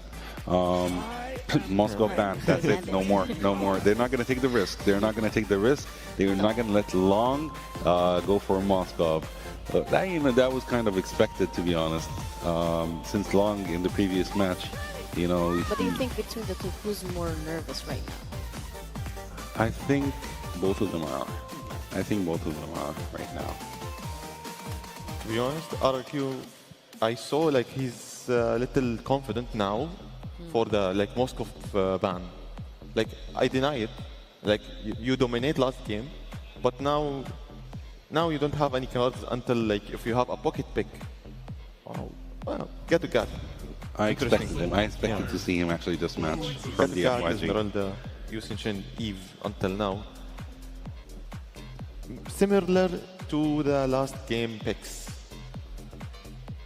But right now, RRQ do not have Tigreal as a pick right now. So who are they going to pick instead? Are we going to see a Matilda or are we going to see an Atlas, for example? We might have, but no, we're going for the straight one. We're going for Chu. The most pro-picked hero, to be honest. Yeah, most pro-picked hero. Him from group stage, playoffs. Definitely. And a Granger as well. Granger and Chu. To be honest, if you are choosing Chu against Eve, this is the perfect pick. Also Yusin Shin. Because Chu, it's like a stealer, like a ninja. They will knock the opponent and it's a free kill for the other team. Wait. Are we seeing Bane today? Wow. Will we actually see Bane today? At the last pick? I don't think so. The FYG, they will surprise us. They're playing us. That would be a huge surprise, but I don't think they will go for Bane. Yes. Will they take the risk and go for Ling? This is actually a long shot, but they might actually do that. Ruby. There we go. You wanted Ruby? There you go. You got Ruby. He was waiting for it. You got it. You got Ruby. This is going to be such a tanky game for DFYG, and RRQ might have actually a hard time winning this match if it goes to late game. If they win the early game and they got the objectives and like the snowball for early game for RRQ hand. But there is a problem with DFYG's picks right now. The draft pick is that they don't have that much burst damage. The only burst damage is coming from Yisun Shin from DFYG. On the other hand, with RRQ, we have burst damage from Lancelot, and we have it from Granger as well. So this is going to be Let's watch for the game 3. Yeah, this is going to be very hard. Yes, drafts are locked. One team drafted to close, and one team drafted to disrupt. Let's see the game 3 quarterfinals. Everything is on the line. That's it from the desk. Draft is done. RRQ versus DYFG game 3 decider. Casters, take it away. Game number 3, and we're back with Sutsujin on the Lancelot and Super Ken on this Yisun Shin. Enough of the utility junglers. Both of these two junglers that we have will now focus on being the carries for the team. And how about that ban on the Moskov? Nice. It's warranted, man. You know, I know our panel was discussing, like, do you think they'd ban out the Moskov? And I think that's a good question to have, just because of the performance that Long had it in the last game, and knowing his history with that hero as well, you know, and sometimes it's just better to go ahead. It was the last ban, might as well just do it, you know, just to kind of narrow down the choices there. But this is, like, we've seen the Ruby and the gold lane time and time again. It works great. Can be devastating. There's an early flicker from Yi1 from that aggressive play from Edok, but you know, nonetheless, that's the main point. Every single time that we do see this Ruby, since technically we do see a lot of double fighter with the Yi Sun-Shin lineup, it always runs into the same problem, man, which is usually on late game base, you know, offenses. Like, you don't have that range that you traditionally would have in comparison to having a marksman, right? And so we have seen games completely get turned over on their head, even with an advantage or a lead, with lineups like this that DFYG has. So that's probably the biggest problem that they're going to run into with this. And then, of course, I think part of this equation is, what does Rins take for the ultimates, depending on how they want to approach the fights. Yep. Which, I think in the first turtle, you are going to be rewarded if you pick up the real-world penetration. Vel back on the Esmeralda. I think this is the third time that they will be playing Lapu-Lapu versus Esmeralda. Yep.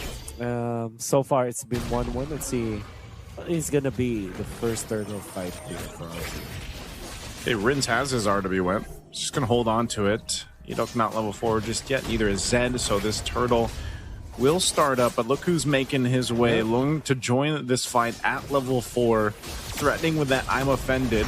Mountain Shocker going to be used. They're going to go for it. Super Ken will secure the turtle. And RQ on the run, trying to get away. AOG, great G-Kundo to keep Zed from getting that unbreakable taunt off. Long, you know, it's sometimes so good to see like a good flicker, I'm offended play, or you go to the backlines as the Ruby and get the surprise second skill into the ultimate.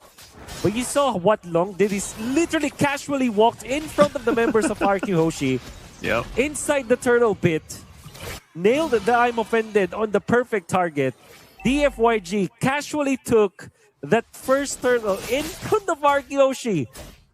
Like it's nothing. Like it's target practice for them. That is... It's long, man. It's the long effect. It's the long effect. You know, right now, DFYG is going to take the fight. They take out Edok so quickly, and Vel potentially going to be next here in the trade. Dyron isn't able to get it, so Rins falls, and now another big pickup for DFYG as they find 2. Oh, what happened to RRQ Hoshi? It seems like all the fight in them just petered out. Vel, can you survive this? Nah. Good thing it's Sitsujin to collect that kill. They also denied a cart away from the Esmeralda, so this is going to be massive for RRQ Hoshi. I think that they will probably reduce the gold deficit into just 1,000 gold after that. Especially because Toy is now double laning. But man, I do hope that for RRQ Hoshi, for game number 3, they don't lose out on GOTF just because of that. Just because they're allowing DFYG to take out their members so easily, so casually. There will be another turtle going to be coming here. It's expanding rivers. So that's also why Long was able to get into that first turtle so easily from the top to the bottom. And it's also going to be the way for DFYG to connect around this turtle area. Looks like here the play around this turtle, fighting up top in that gold lane, but they are going to go ahead and let DFYG take this out. I think Edok's going to look for the kick, and he does just that as he's able to find Long. Long trying to get away. Won't be able to escape the shot coming out from Toy. As a kill's picked up, Rins is still going to survive. A Landshaker drop down on Vel. But turtle for the taking now. You have Sutsujin going to clear that mid and then making his way up for this objective. He'll grab the Lithwander. Turtle's going to be next, but Long's back up. He can actually join this in, and they can stall this out, so no one's going to claim the turtle just yet. Yeah. It's going to be on duty of clearing the waves, but it seems like DFYG wants to rush this time. I think that they found an opening against RRQ Hoshi. Yep, they do. And they kind of feigned that they will not take the turtle, and then that actually prompted Sutsujin to just go to the bottom lane. RRQ Hoshi does not push, and they will not be able to push because Veil is here. And by the way, Expanding Rivers also helped them in that scenario. DFYG again, it takes something so casually over RRQ Hoshi, and even that Crammer, dude.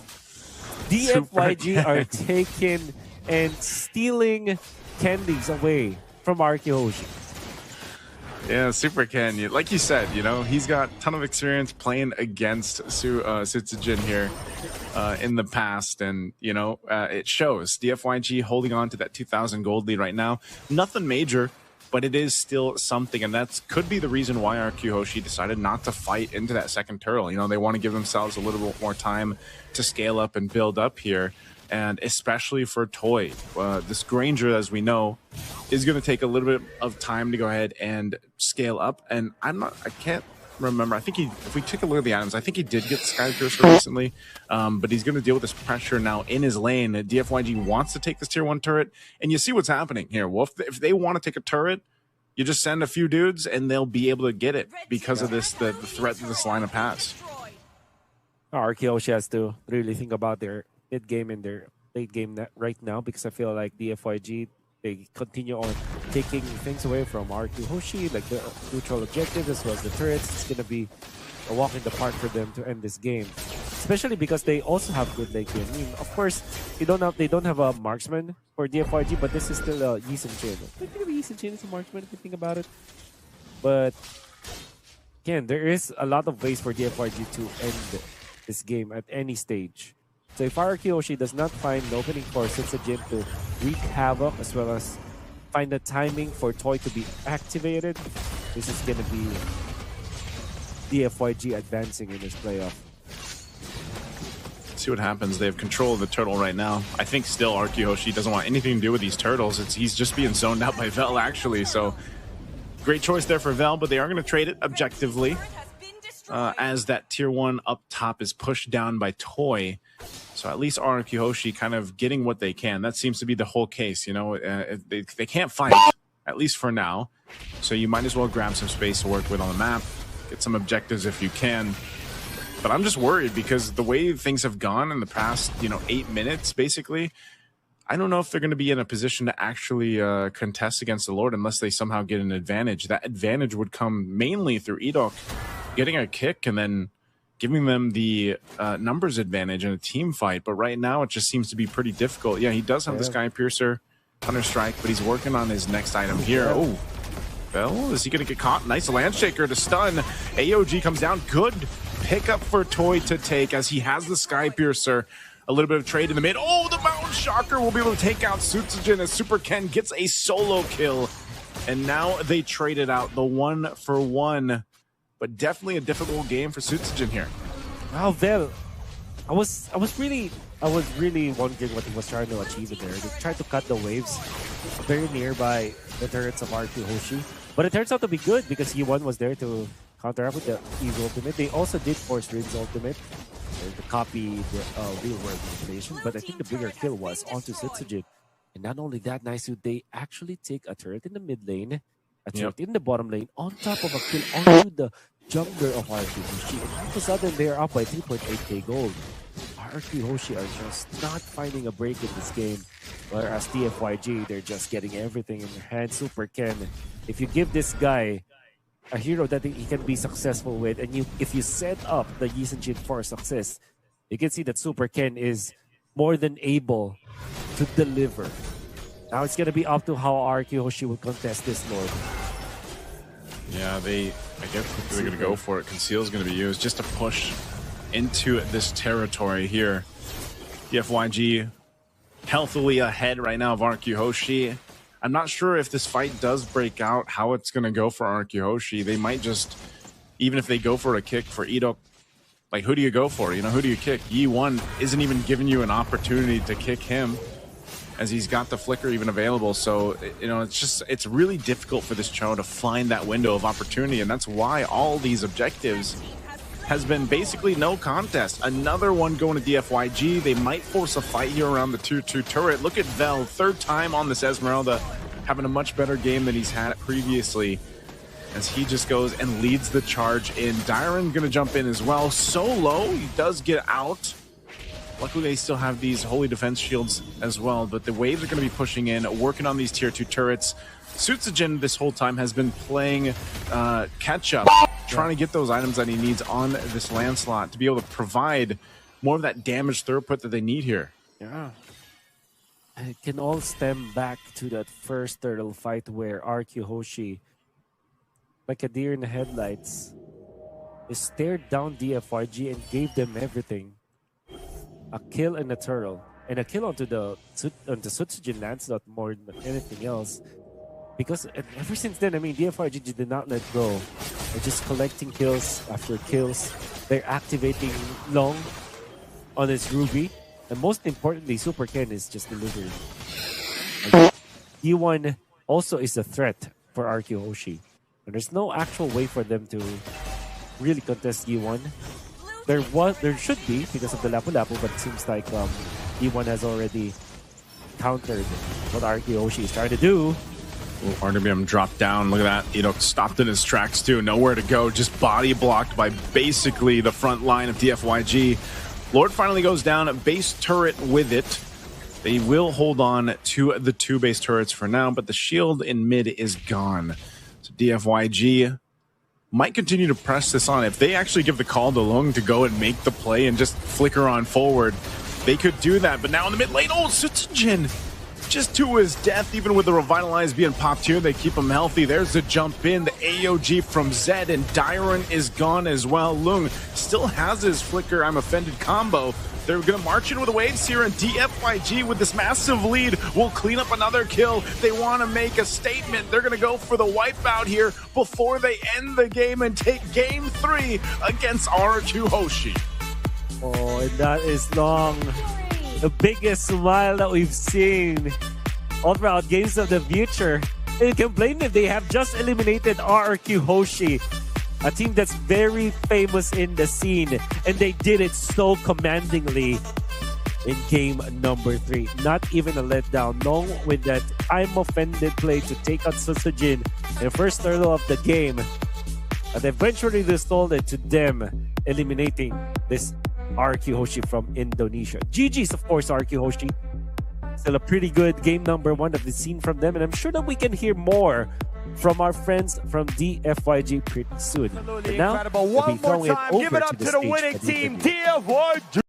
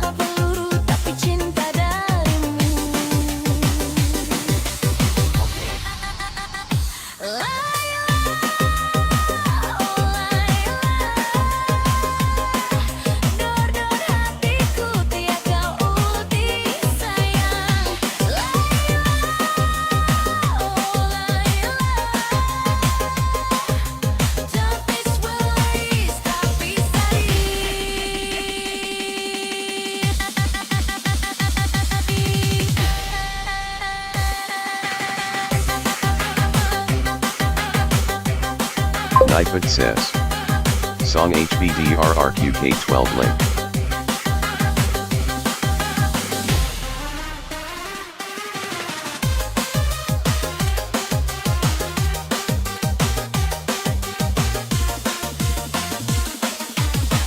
Ku jadi tangkau di belakang. Kau nembak terus aku yang tumbang. Musuh kabur, aku yang kena. Tapi gak apa-apa, asal kamu bahagia. Pas berdentum dodol lagi, kendang berputar koplo di hati. Ku flicker ke cintamu sayang, tapi kau recall ninggalin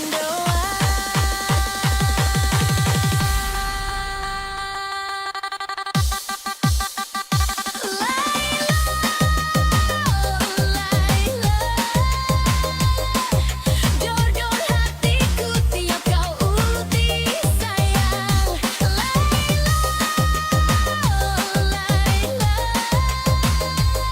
Goyangmu yang membangkangkan, bikin musuh jadi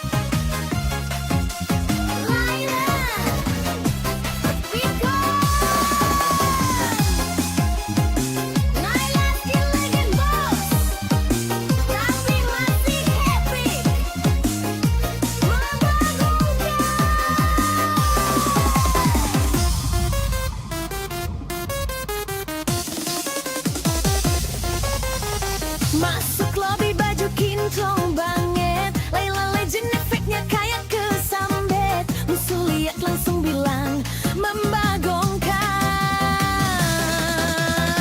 Senjata segede gaban bikin jadi biban.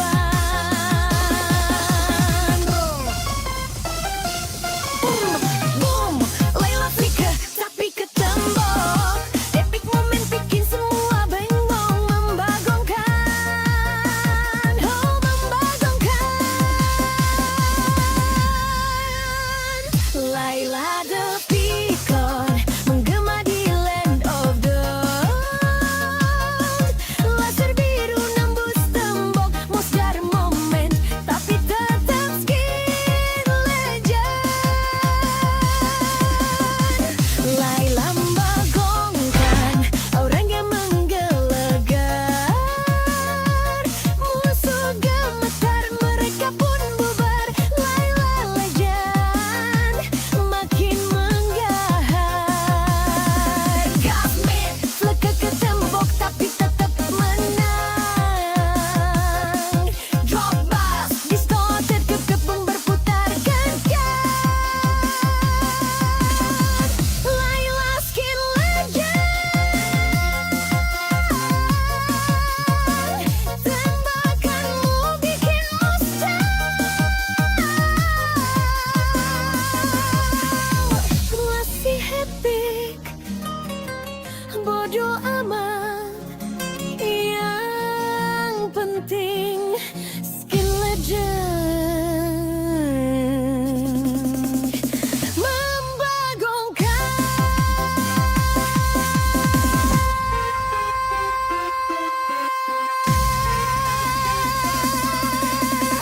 Layla, Layla skin legend.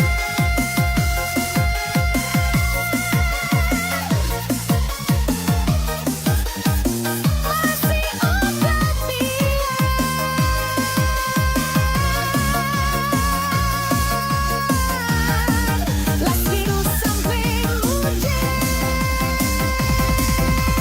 Makin access. WKWKWKWKWKK ballot. Kangwoy says. Collect.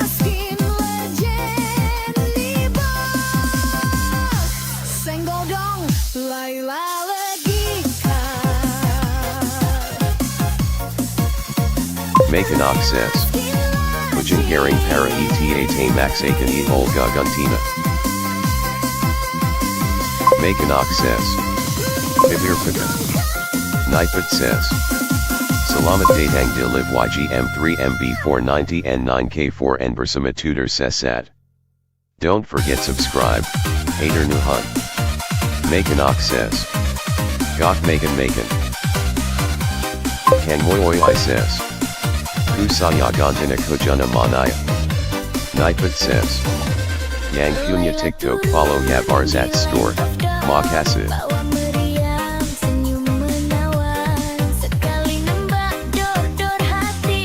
Makin access. Bukan rejeki RRQ Wemran JD Ali Webhead. Nipad says. Song HBD RRQ K12 link. Makin access. Elek AHH. Nipad says.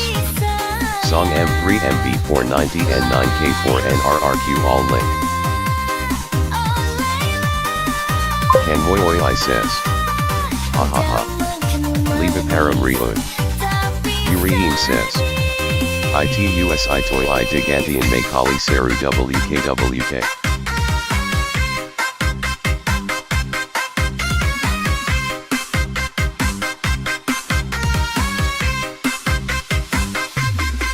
Uriim says. Toy I out main. Kangwoy says. Anchor para WKWWK. Kangwoy says. Repupisen como WKWKWK.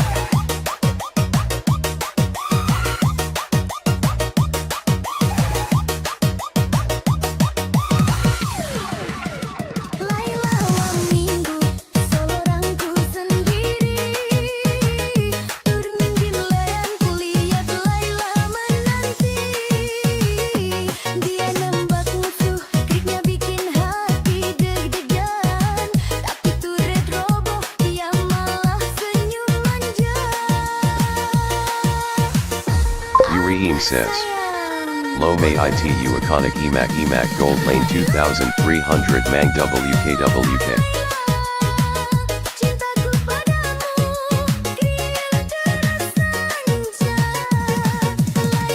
Nipad says. Song HBD RRQ K12 link. Kangwoy says.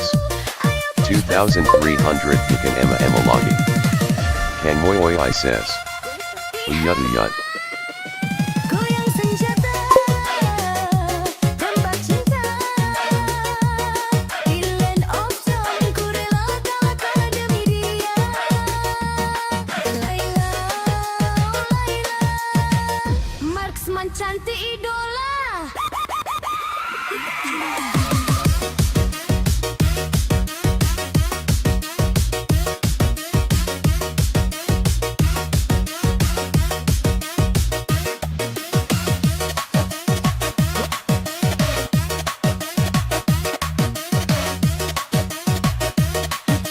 Kita get kesempatan.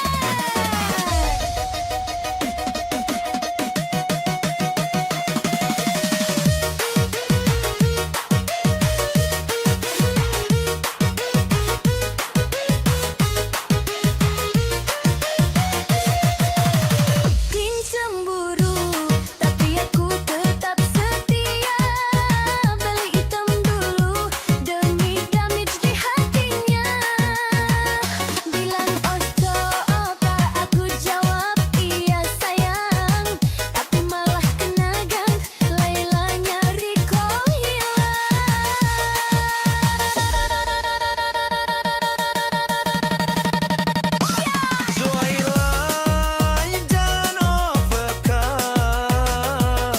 Hatiku butuh backup juga. Kalau kamu ulti, ku pun jatuh cinta. Double kill hatiku buatmu Laila. Laila, oh Laila, goyangmu bikin musuh surrender aja. Laila, oh Laila, cintaku tak bisa. Minus semuanya.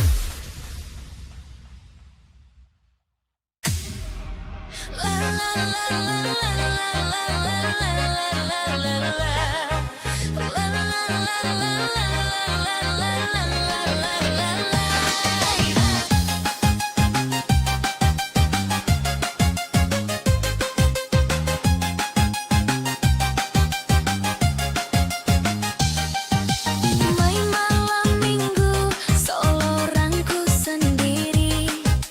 Turun di mid lane kuliah Laila menanti. Dia nembak musuh treatnya bikin hati deg-degan. Tapi turret roboh dia malah senyum manja. Aduh sayang. Laila, oh Laila, cintaku padamu kritnya terasa rijala. Oh Laila, jangan recall dulu, ayo push bersama. Goyang senjata, tembak cinta. Di land of dawn ku rela kalah demi dia. Laila,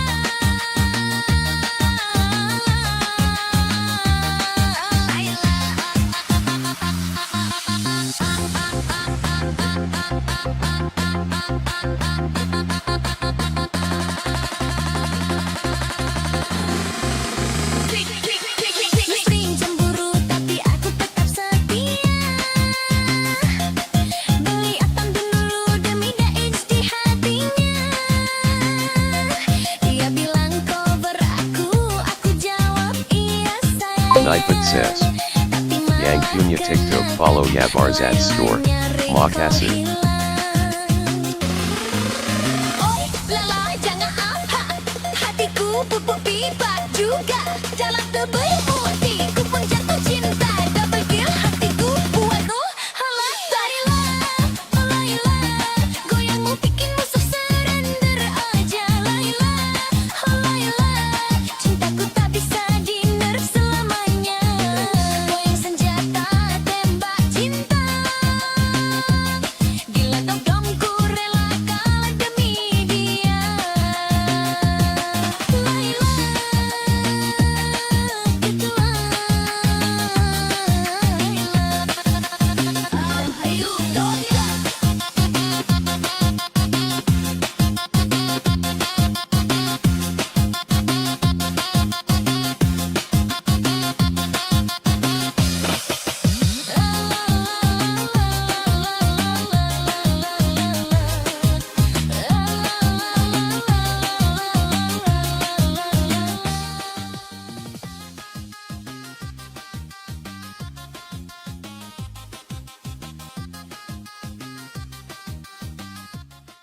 Oke, kita mainnya dulu lah. Kalah rekinya pulang kakak, pulang. Kelek dah. Menang 2 hari, kalah langsung pulang anjir. Inilah kita bermain line up down aja. Pusing kalah kakak. 2-1, ujinya lagi sakit itu.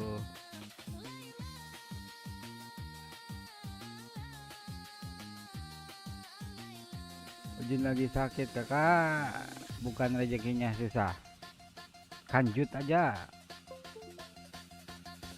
Udah ngabisin bintang, maju ke GM. Siapa yang mau ikut? Sampai maghrib lah, tanggung nungguin maghrib. Buram kelek, kalah Ram. Ini gimana urusannya nih?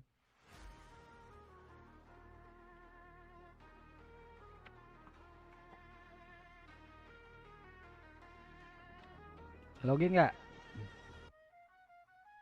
Freya turun dari langit, kilau makin terang, cantik naik 2 level, damage Bentar. 100%. Sayangnya buka musuh langsung hilang harapan, Rebam datang siap-siap kena hantaman. Dia bukan batu biasa, dia badai bawa petir, sekali ayun palu langsung white tanpa mikir.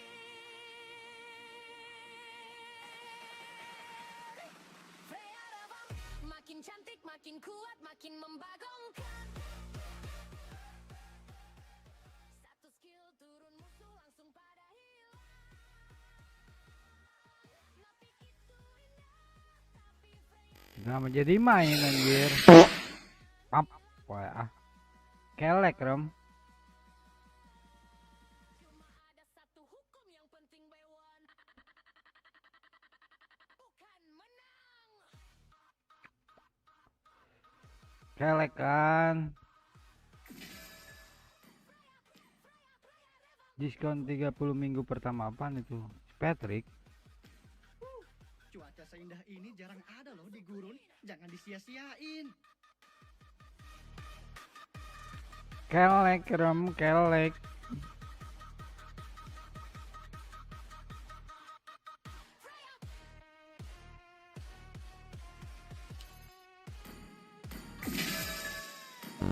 Kelek. Kalah cu, pulang cu, udahlah ya. Udah pulang dah. Ngopi mah pasti. Anjing panas ini.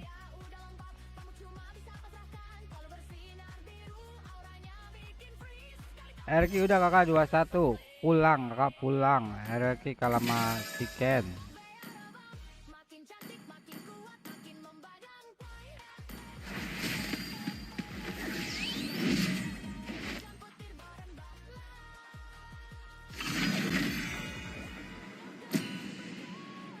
Nama Freya diteriakan. Ratu barbar turun musuh siap-siap dihapuskan.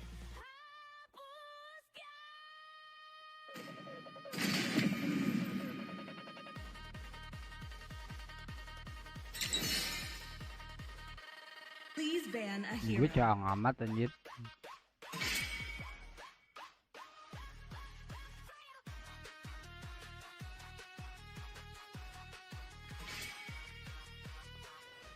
Kita pakai apa? Kita mau YP gol.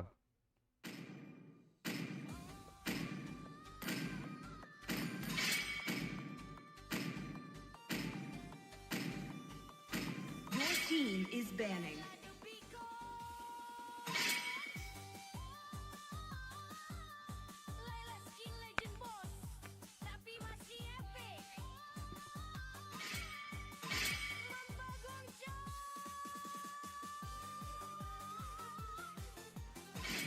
The enemy is picking. Kita pakai lela, harusnya pakai lela nih Cito ya. Dijamin langsung kalah dari game pertama, Cok. Tubuh kita menderita, your team is kita bangkit.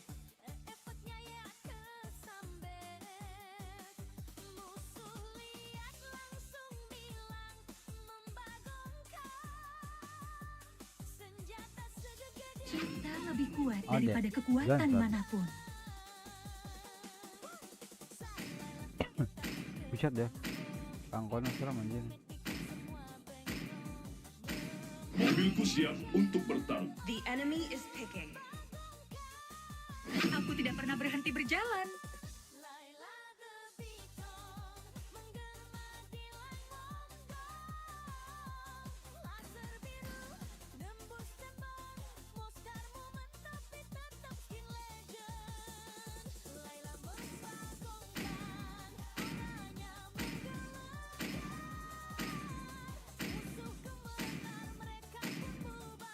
Lebih baik ditakuti daripada dicintai. Jika kamu tidak bisa melakukan, aku lebih dari sekadar senjata. Pakai alis aja. Akankah mendatangkan Alisnya unggul, alis unggul. Ini adalah wujud balas Urium dendam. says. Kandak, Gond ku bilang WKWK. kelek dah. Pulang Ramadan. Baru nonton 2 kali menang, bagus ya. 2 hari menang, 3 hari pulang anjir, kelek. Bukannya rezeki susah lah ya. Waktunya balas dendam. Bukan rezekinya susah, oi. Mau digimana-manain guys susah, kelek. Gol alis, anjir. Lawan Moskop, ini Moskop yang tadi kah? Ini Moskop yang tadi ngepush nih. Ujin mainnya gemeter anjir. Dia kagak makan, kagak minum, bibirnya pecah-pecah.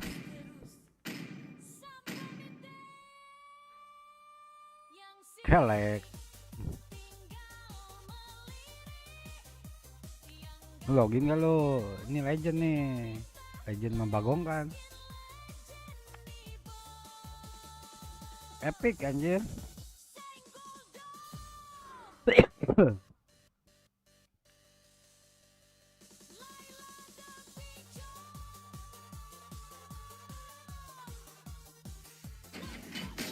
Welcome to Mobile Legends. Dekatan darah. 5 seconds till the enemy reaches the battlefield. Smash them. All troops deployed.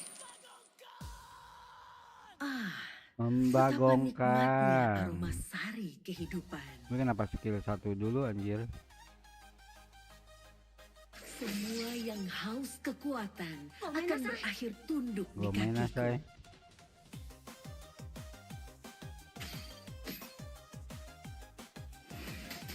Darahmu sendiri tidak sabar untuk menyatu denganku. Anjir. Lu pakai ini ya. Kegelapan akan selalu mengintai. Ini bukan epic ini.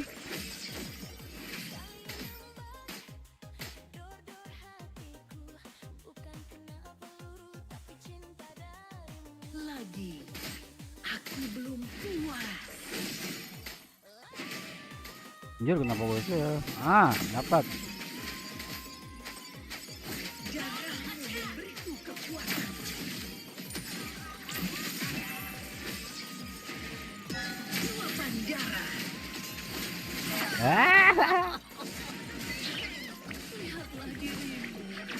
gua. Iya, gue ini rekal.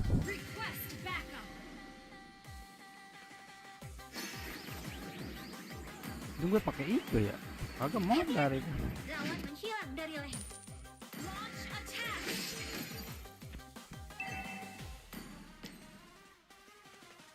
Ah. Semacam itu. Jangan susah untukku. Gue dekat tembok modal sendiri anjir. Nikmatilah saat-saat terakhir. Ampun. Ampun. Ampun. Colok kill, colok. Kagak dia kabur.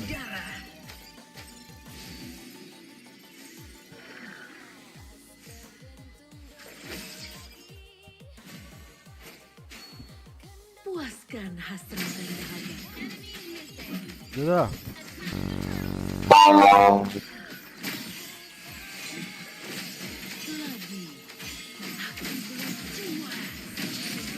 Jual.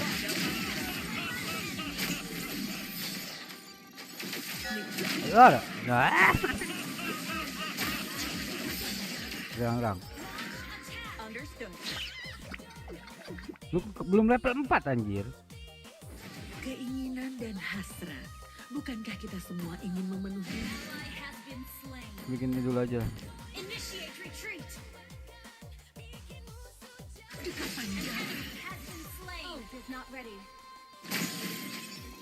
Gue tahan di sini.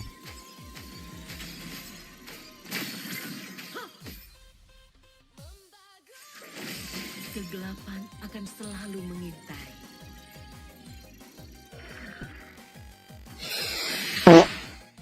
Setiap tetes darah adalah milikku. Dia menabrak itu terus.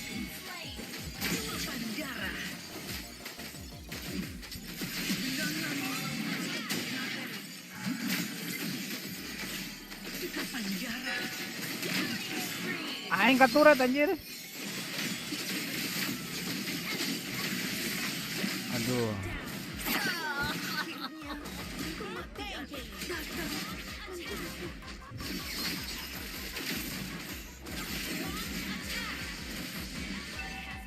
Hai. Kelek. Darah mereka.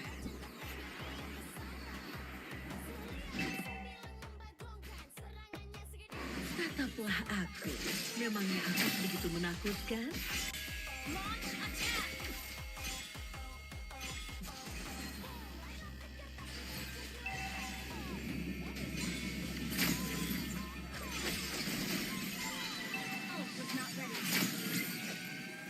Ah.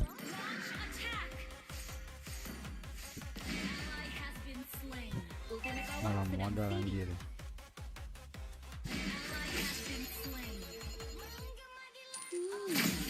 Sungguh lezat. Luapan darah. Ya sini dulu lah. Luapan darah.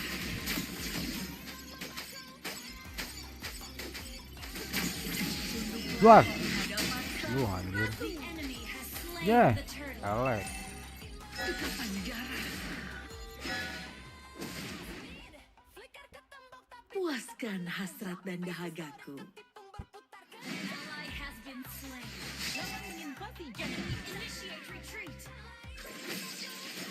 Kegelapan akan selalu mengintai. Battle pahlawan sedang steady.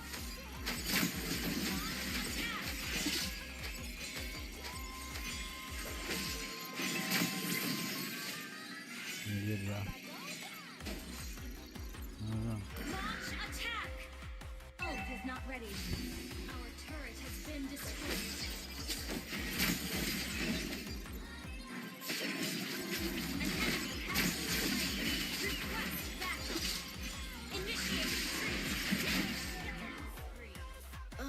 Anjir. Kenapa ke situ gua? Tolol.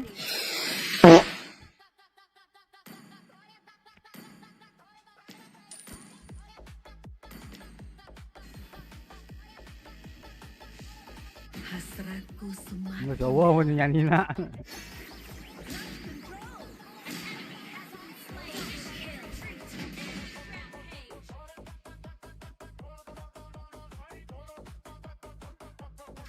Udah tuh, itu kamera tuh ya.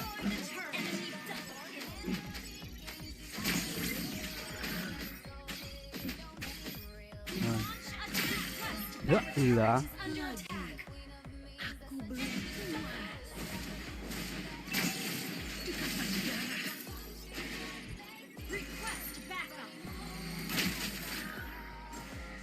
Darahmu sendiri tidak sabar untuk menyatu denganku. いい子だね。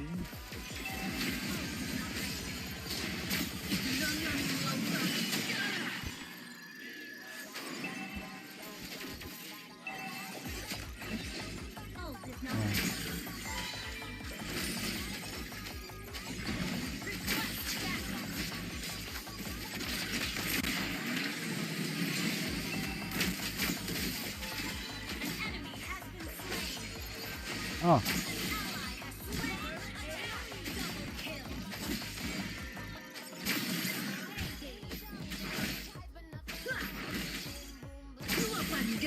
Bertengki.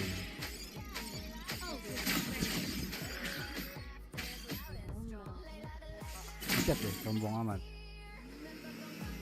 Lihatlah dirimu, tersesat dan tak berdaya. RRQ kalah.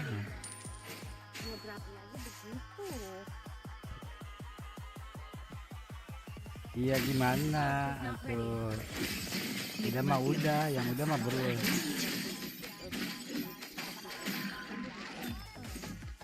Udah mah yang udah mah udah berudah.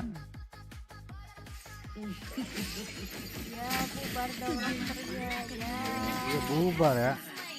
Ketemu dong itu jelas mau dibeli info tahu idok sama Sirin. Oh berak ya. Iya. Buset ya.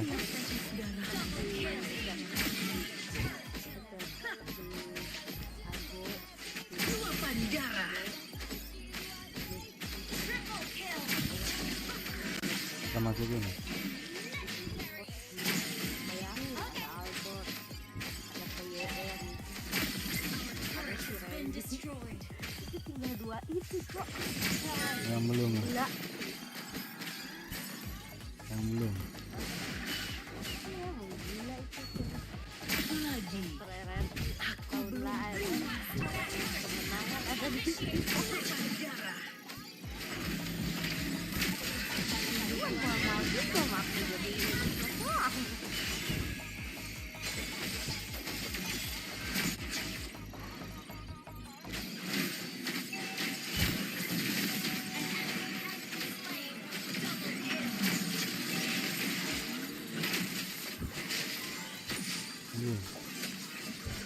Anjay.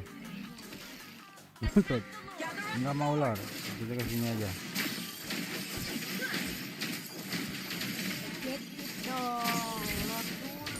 Objektif dong. Itu yang ngelor kan itu.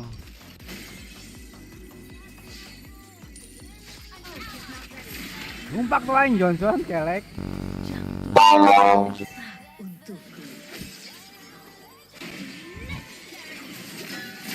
Ah, modar jadinya ini Johnson, modar Johnson.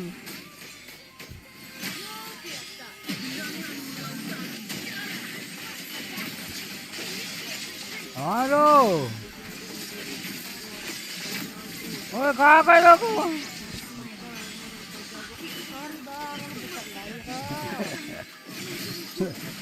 Udah kalah, nggak usah diomong-omong lagi.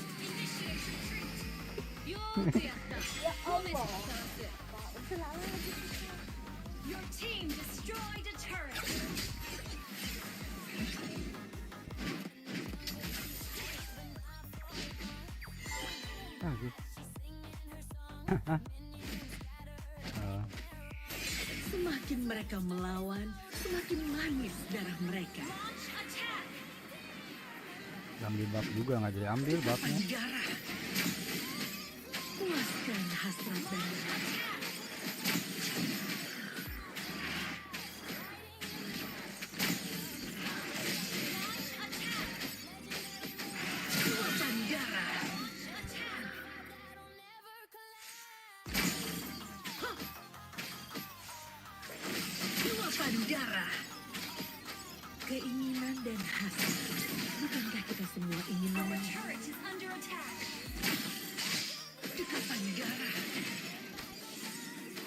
Ah, menang.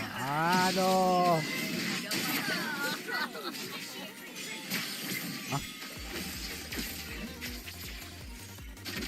Aduh. Nice.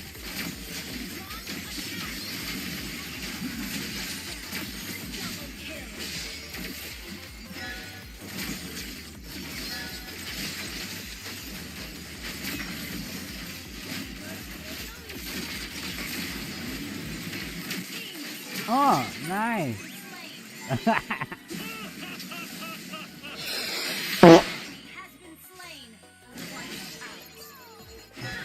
Take out. Take out, take down, take out. Take out, take up, take up. Aduh, aing modar tuh ah. Toket kena. Ah, blegur. Ya kan katanya keur di luar, berarti aman di luar take out.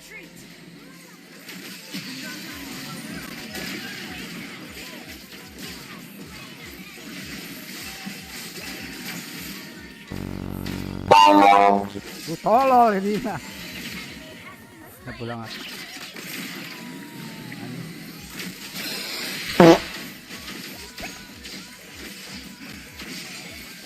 Yang motor tuh, yang motor.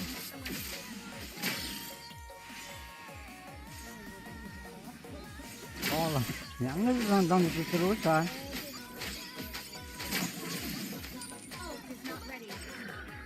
Mosdar. Waduh, disebut tolol. Ini kayak kia disebut tolol. Dia make up ya.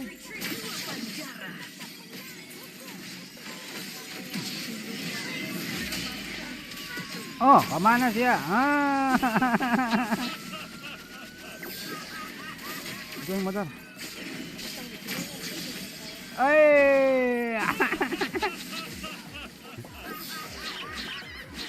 Kita tengah-tengah dong. Naik John. Serang Rod. Johnson ada jada. Tolol.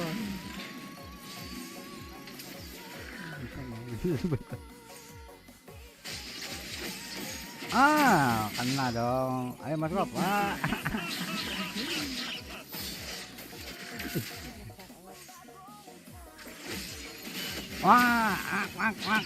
Breaker.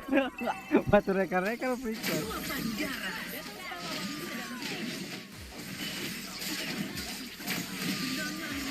Dual.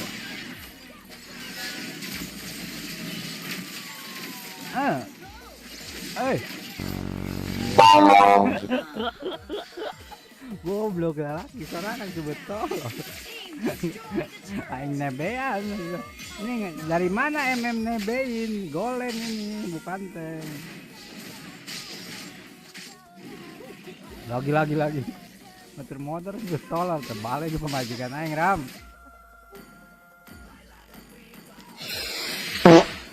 Set deh. Terek sih. Ini rasa lah. Udah pulang.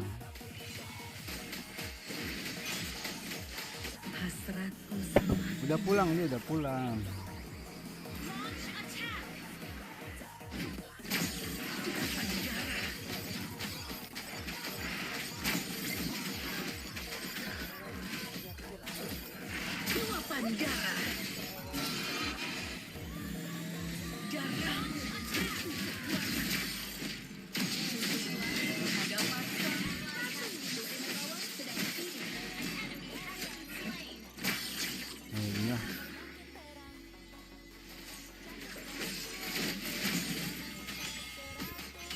Gini ya pas ya.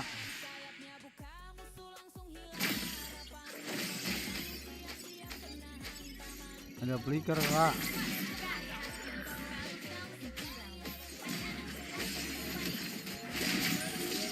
Aduh, aing modar ini. Tolong.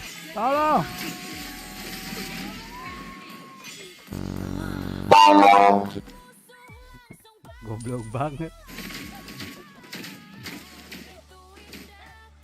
Si Johnson sudah naik bilo, kena lempeng lagi ke situ. Dalam tiada.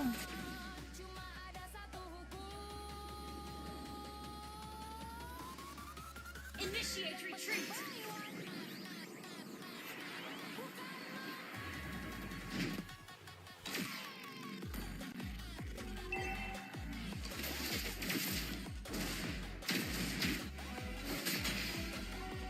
Our turret has been destroyed. Request backup.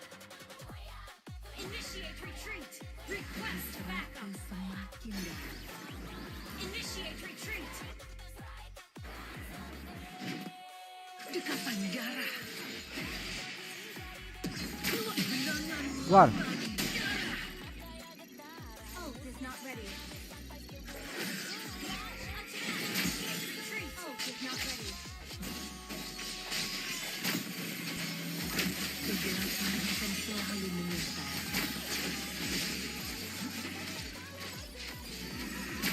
Initiate retreat.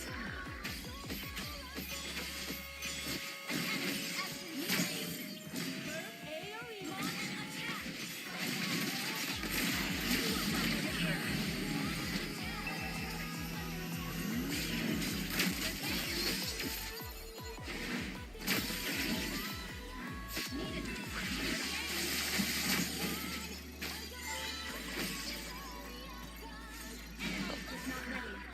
Good game.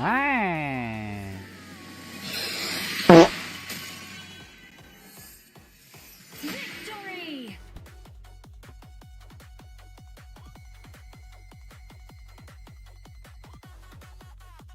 Victory kakak anjir, aing aing gol, aing nebeg, aing badan. Tolol.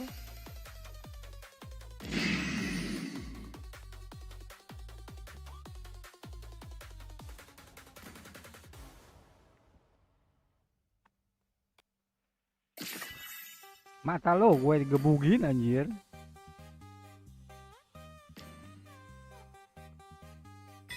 Apapun yang terjadi, jangan biarin pasir gurun menahan langkahmu.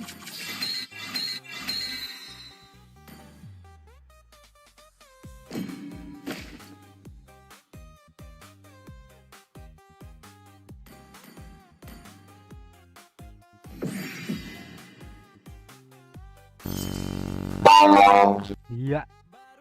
Tolol.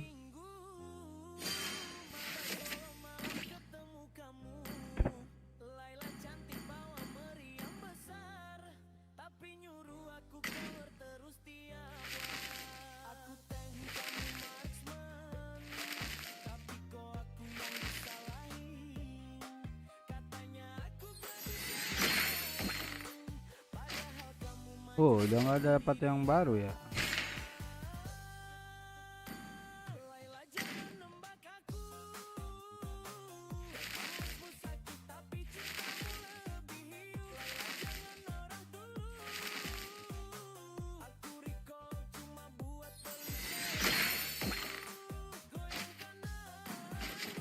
Harus yang kuning mulu, Cok. Udah yang barunya udah semua yang silver mah ya. Siapa yang mau tukar kartu, ayo. Yang mau tukar kartu ada, yang belum punya kalian apa? Kita tukar.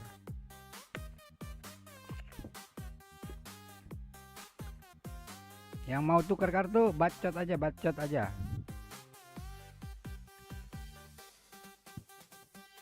RRQ 21 kakak, pulang RRQ kakak.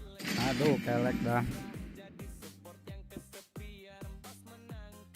21 untuk yang baru mampir, skornya 21 ya RRQ. Ini gue pin deh.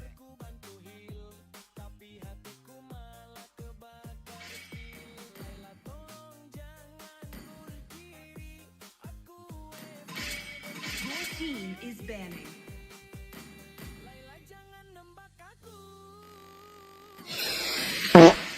Tuh gue pin tuh. Yang belum nonton, skornya 21 ya.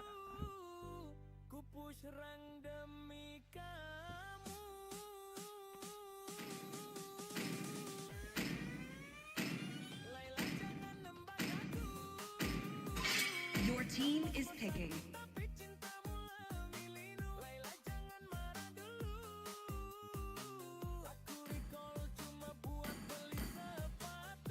Ya bebas mau pakai apa kayak lah. Kucing.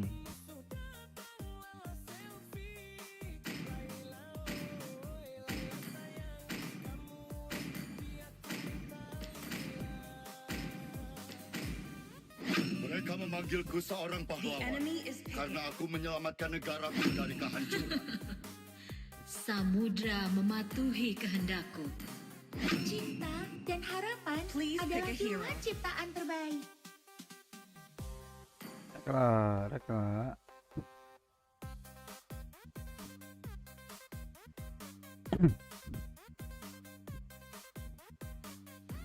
Dengan api akan kuhanguskan dunia ini.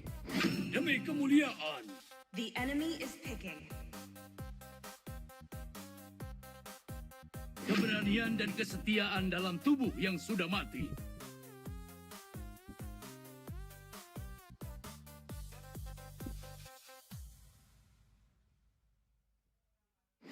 Detektif Fredrin siap mengintai 24 jam. Di antara semua dimensi ada keseimbangan. Aku Tidak ada yang bisa menolak pesonaku, apalagi lawanku. Semua target terlihat. Kimi siap menembak.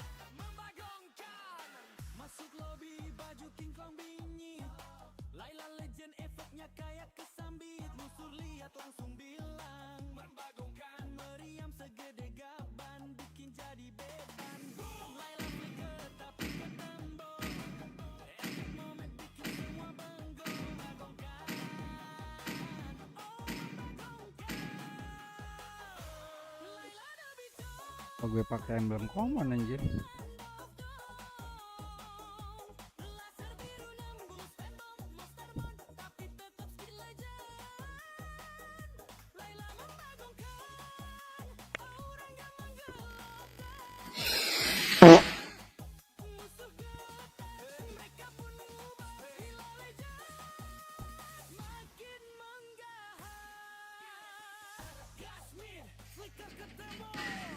Welcome to Mobile Legends! 5 seconds till the enemy reaches the battlefield. Smash them! All troops deployed!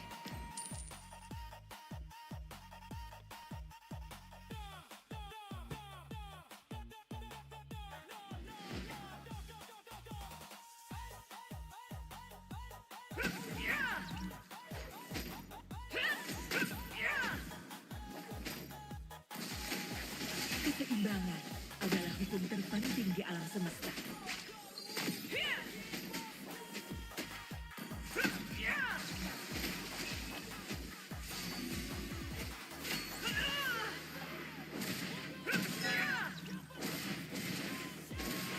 Susah saya anjir.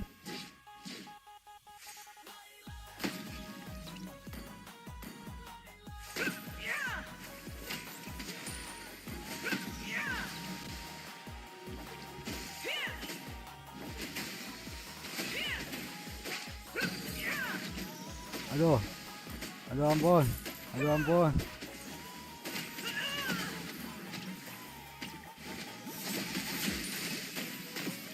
aduh tolong, kelek, dia lupa pakai sprint anjir, perasaan flicker.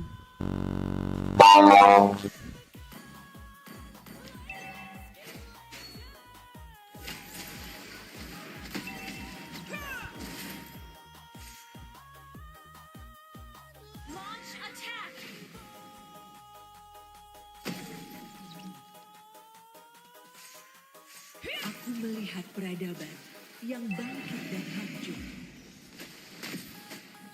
Aduh, udah keempat anjir. Manusia biasa tidak mampu melihat keagungan rencanaku.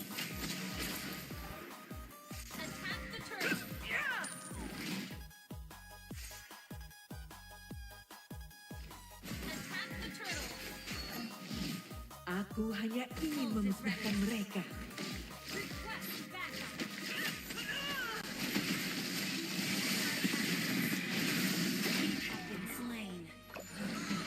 Nice.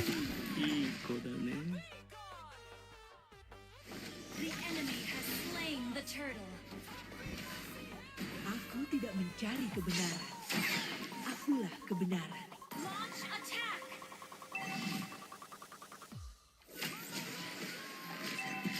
Tidak ada jalan untuk kabur.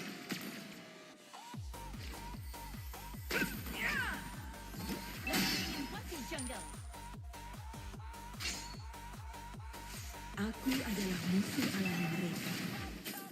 Ini tidak bisa dihindari. Para pencipta akan mati. Sama seperti ciptaan mereka.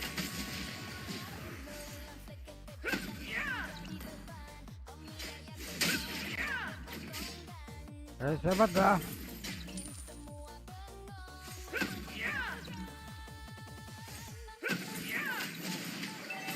Keseimbangan adalah hukum terpenting di alam semesta. Launch attack.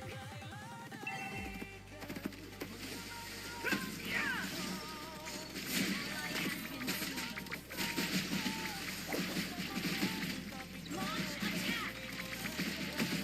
Tidak ada jalan untuk kabur. Sini cok, kagak lihat anjir. Apa yang kau kehendaki, itulah yang akan terwujud.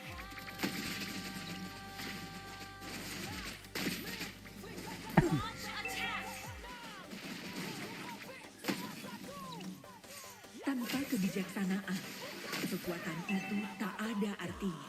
Hah? Akan minggu kan? Oh, Para pencipta akan mati.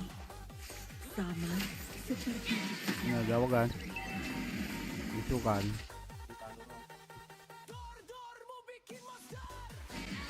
Not ready. Ngopi. Dot. Sedang gua.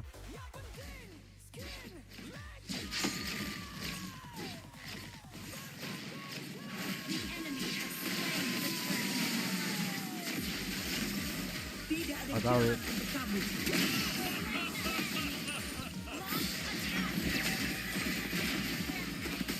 Your team destroyed a turret. Akhirnya.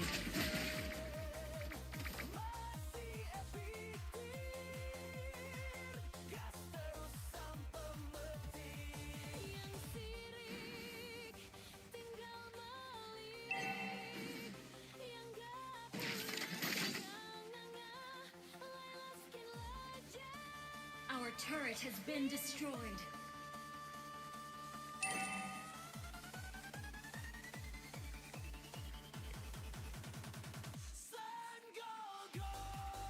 Aku melihat suramnya kehidupan.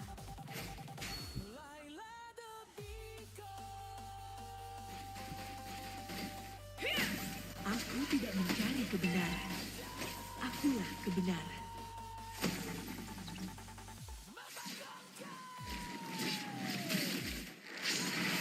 Tidak ada jalan untuk kabur.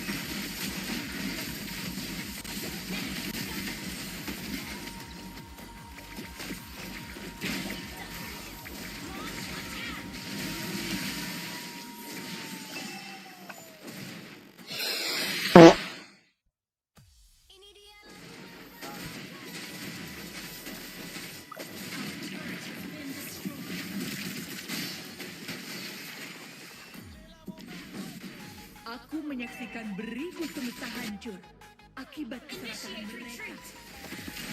Turret is under attack. Lawan menginvasi jungle. Lawan menginvasi jungle.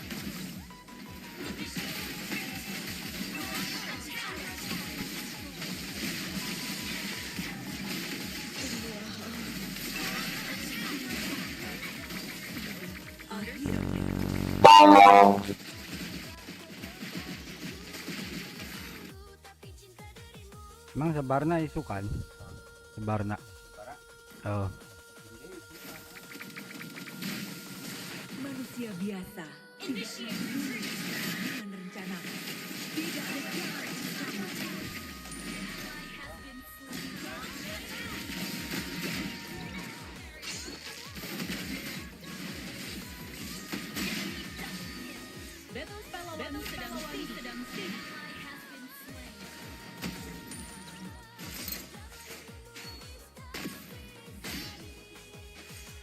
Aku adalah musuh alami mereka.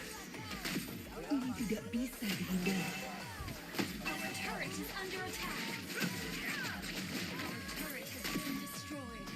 Aku melihat suramnya kehidupan. Ini hujan wae nama ge. Oh.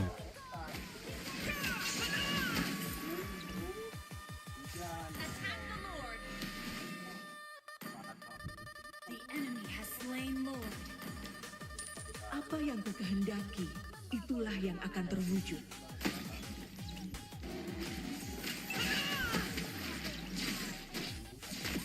Aku Mau digadekeun ya, Bang? beribu semesta hancur akibat keserakahan mereka.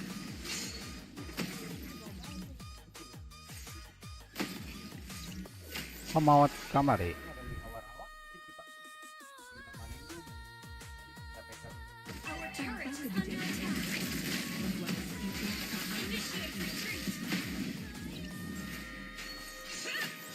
Kita kering enggak?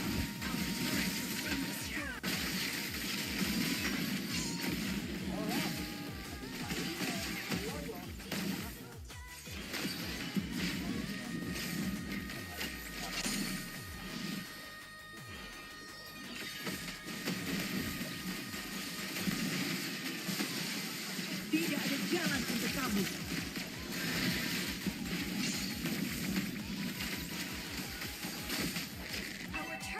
Ini mage di depan anjir.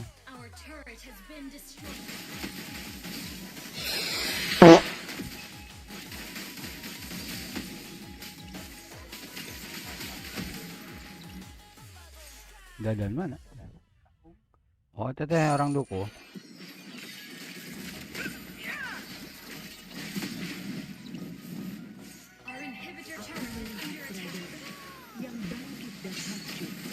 Nah, dirinya 35 juta tadi dah. 1 tahun.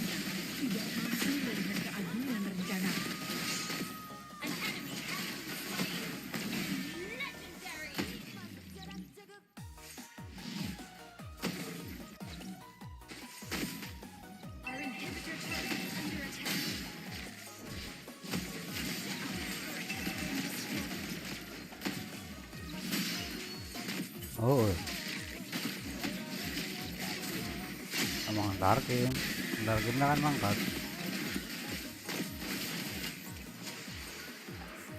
Mau kemana mau ini teh? Aku hanya ingin memusnahkan mereka. Itu lo nyokot duit iya meren.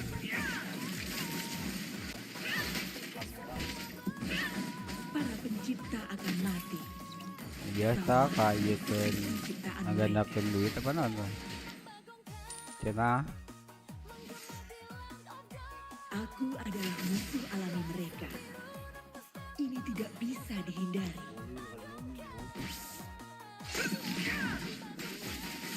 Oh jadi ya.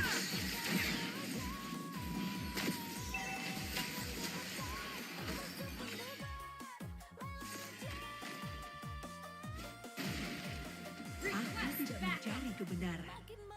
Akulah kebenaran.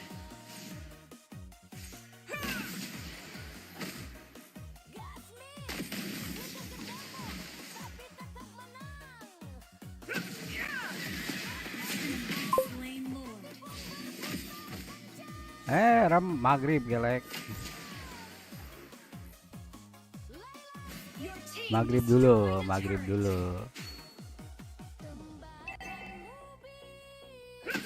Ini Kak Dita resebat dah.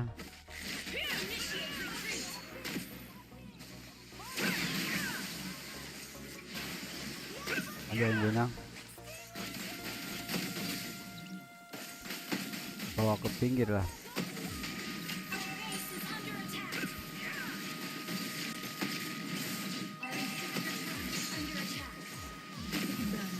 Adalah hidup terpenting. Tidak ada jalan untuk kamu.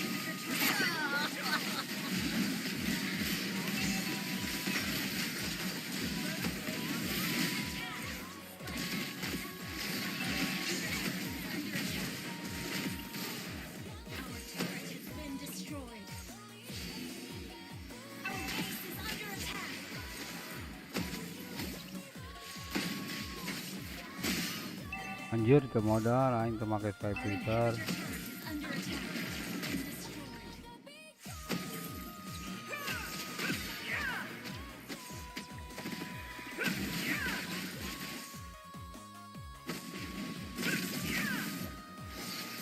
Uriim says. RRQ menang mang, menang kelek. Menang kelek bukan menang game. Manusia biasa tidak mampu Uriim melihat says. keagungan rencana. Menang di pojokan. Kelek. Aku tidak mencari kebenaran. Akulah kebenaran.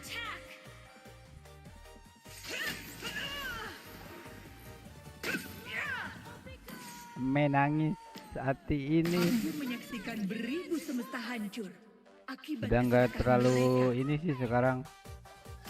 Kangen aja mainnya gitu.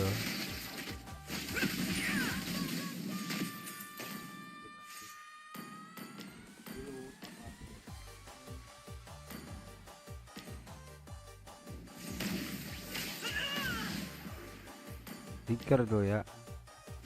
Adita hilang, Adita.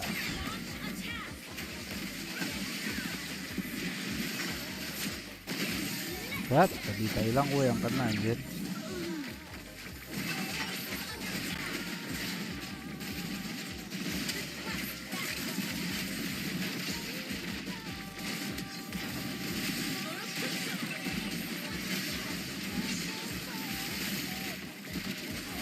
Nah kan ya betur aja tuh.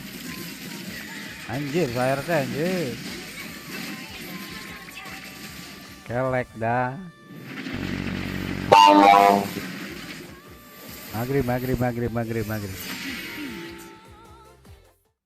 Maghrib. Maghrib dulu. Main gak alarm? Allahu Akbar, Allahu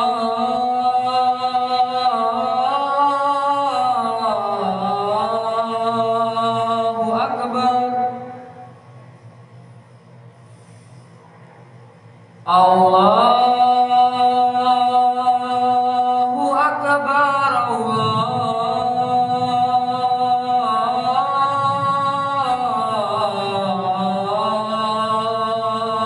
Allahu Akbar.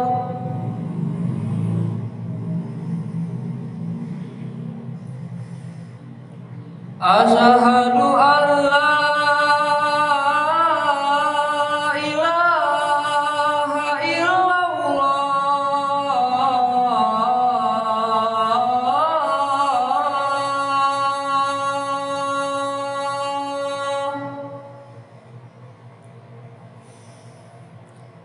Asyhadu an la ilaha illallah.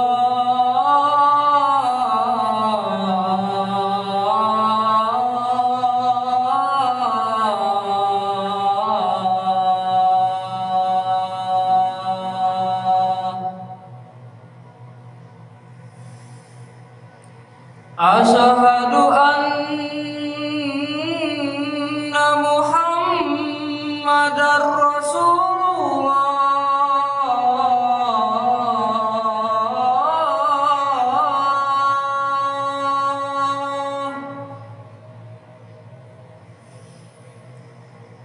Asyhadu anna Muhammadar Rasulullah.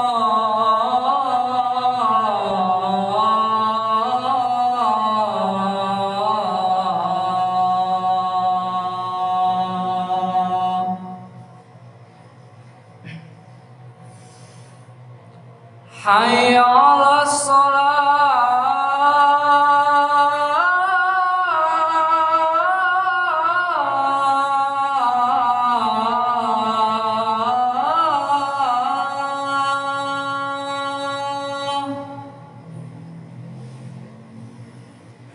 Hayya 'alas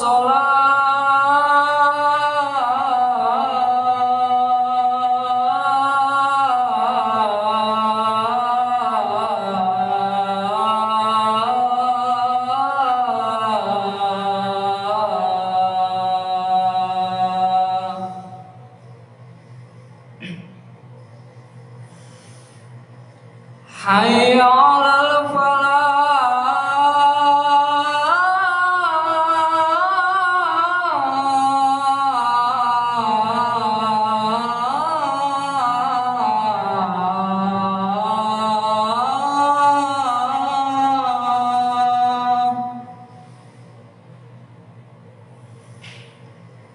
Hayya 'alal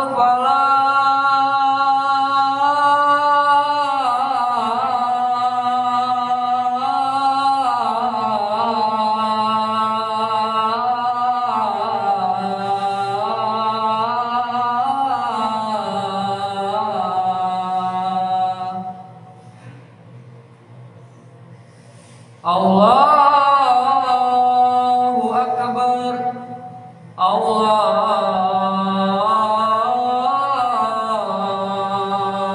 Akbar. La ilaha illallah.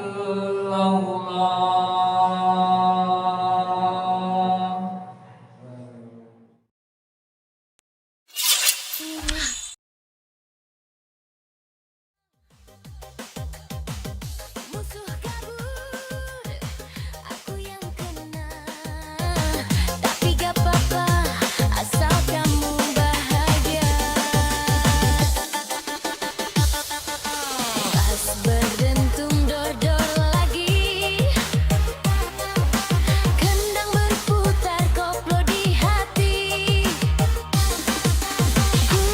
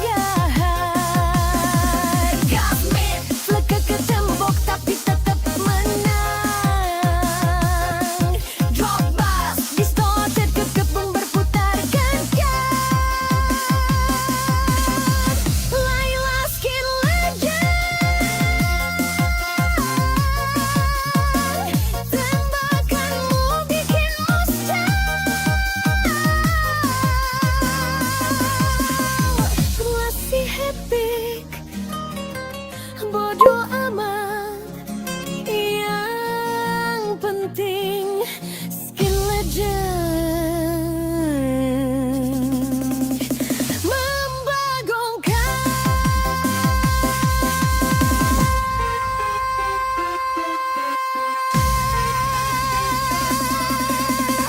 Laila, Laila skin legend.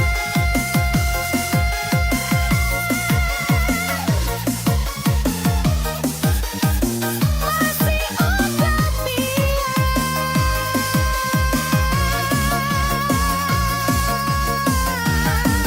las biru sampai hujan.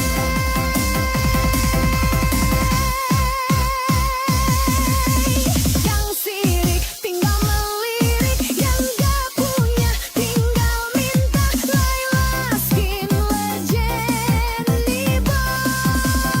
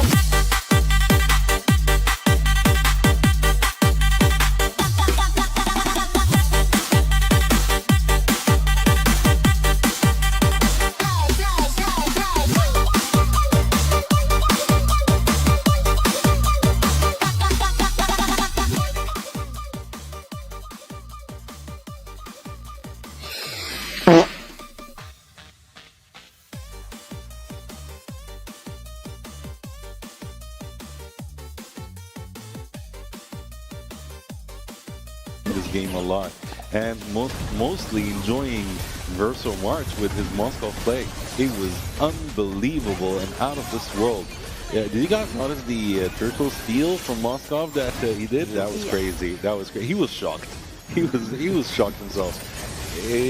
Moscow March is Verso March is amazing. He played very well.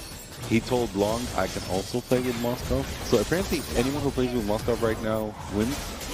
To be completely honest with you, this is the first game in this tournament that I'm just really focused on the game. They really give us a good match. So To be honest, Verso, once they got the first blood, they continue in the same rhythm, in the same tempo. Like we are winning, we have the snowball. Moscow continued, but we need to not forget. In the last team fight, like they focus Moscow, but they forget about, like, they have Hayabusa, they have Arlor, they have another damage dealer. So they punish them and they lose the game. They made a huge mistake targeting Moscow actually, and they punished them. They badly punished them for that, and they actually got the win.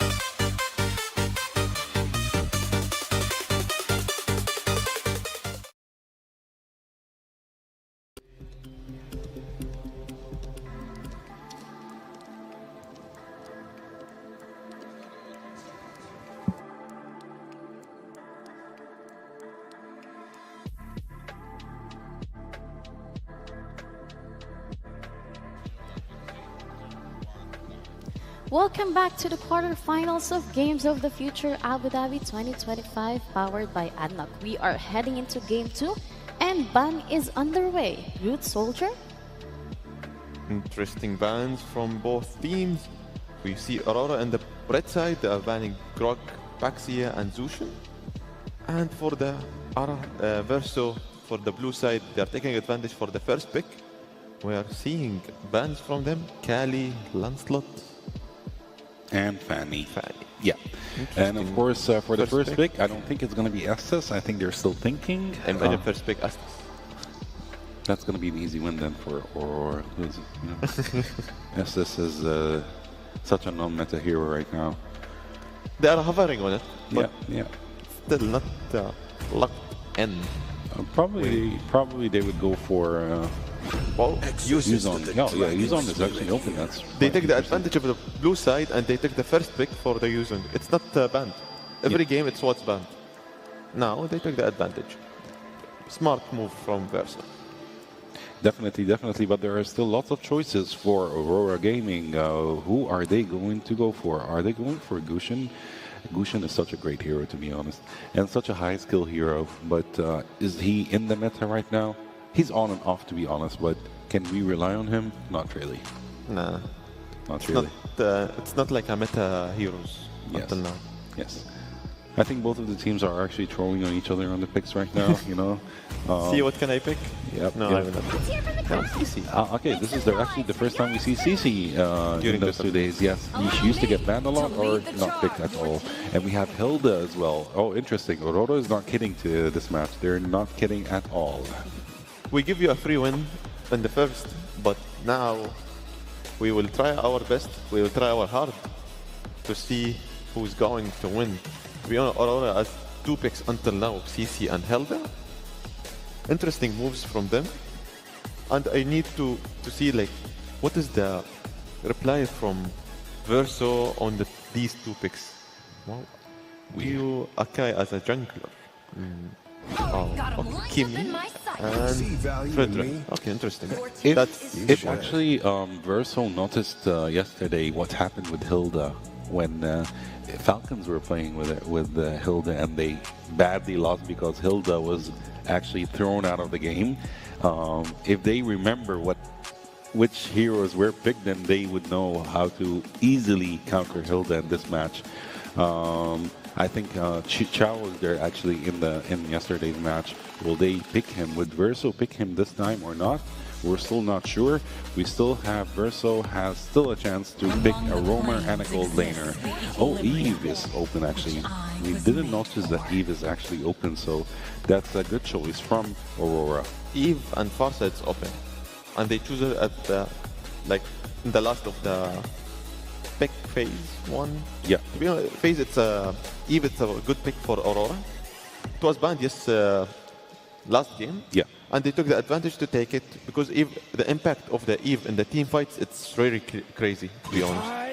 That is very true. They banned Moskov. No need Moskov. Definitely no more Moskov for you, March. You need to go check for another gold laner. I believe since actually Aurora picked Eve, Verso might, or no, they might not. They will not do that.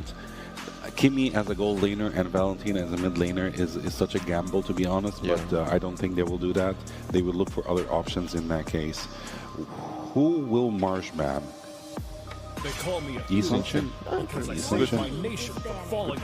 They banned Moscow for him, and okay, Yisenchin done. Yeah.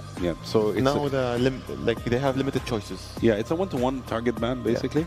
One-to-one target ban.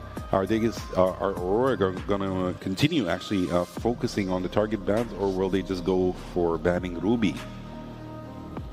Good for Cloyd.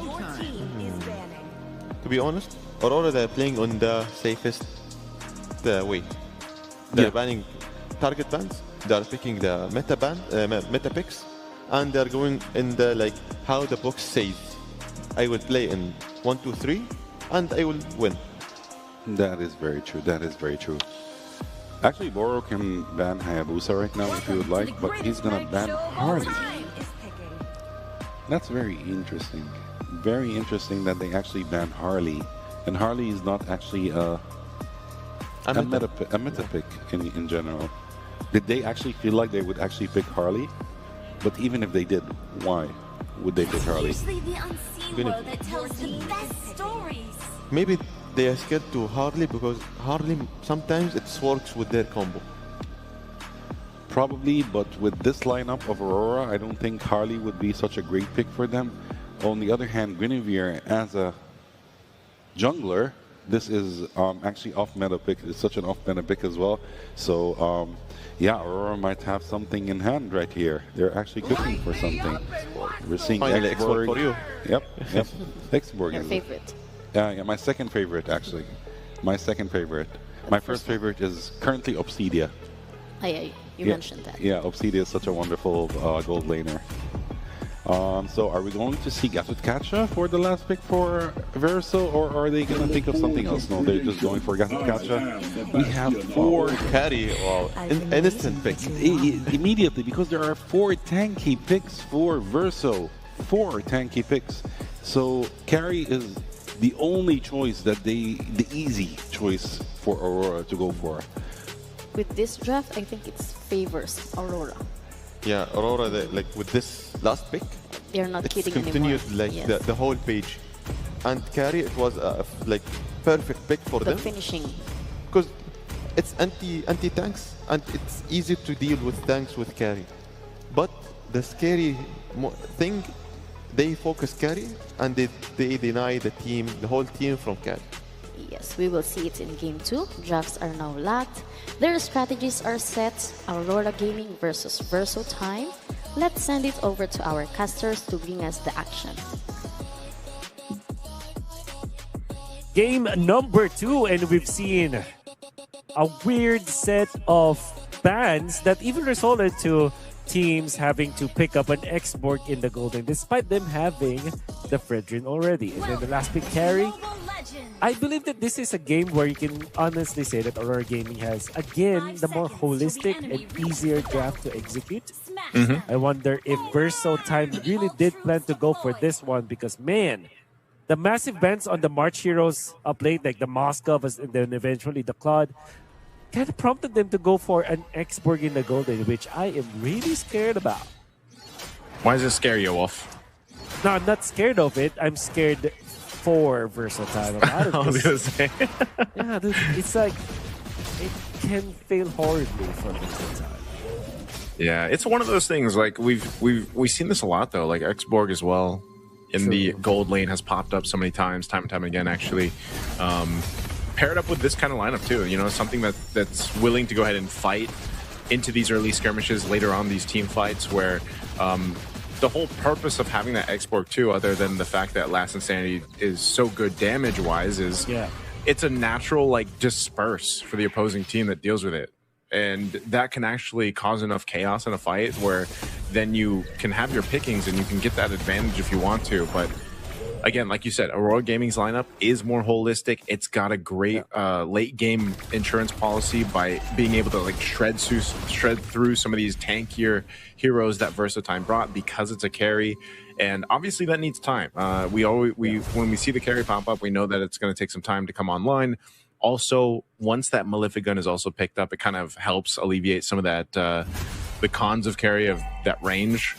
So that's part of it too. Ooh, okay. Castle's actually willing to go ahead and trade here. Again, Yuzhong very strong in the early game.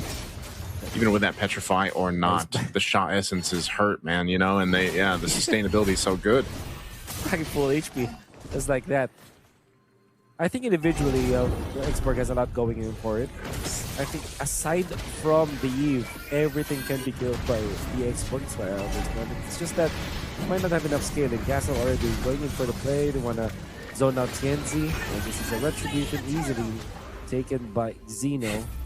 That's a little, little night drive there with the flight track and forth. Like that's basically what it is, you know. Just hey, I'm here, guys. You know, and pretty much nothing just gonna happen in this early game. Like I said, Aurora game needs time to build up here. think it's great for Aurora if they just remain patient about this. They just cut their losses. For sure, Versatile would want to press the issue here in the stages.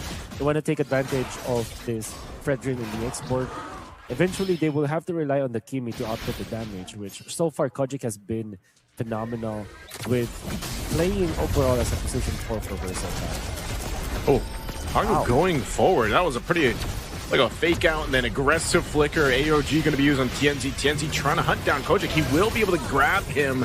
So TNZ takes out Kojic, but in the exchange, March gets that kill, but they're still breaking out on this side of the jungle. It's a double for March. Not the move that Aurora Gaming probably wanted to happen, but some extra gold here going to Siggy Boom.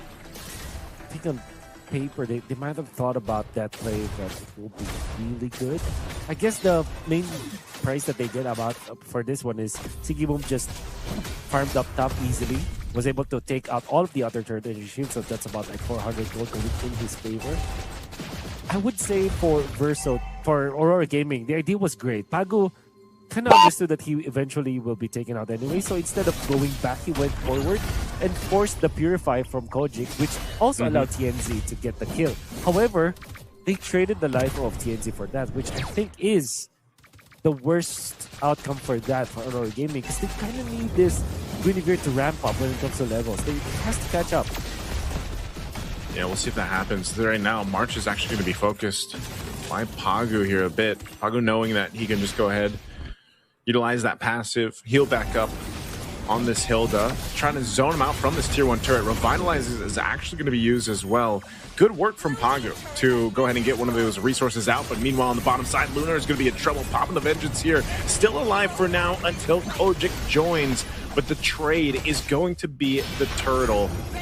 Aurora Gaming will be able to secure the second turtle of the game.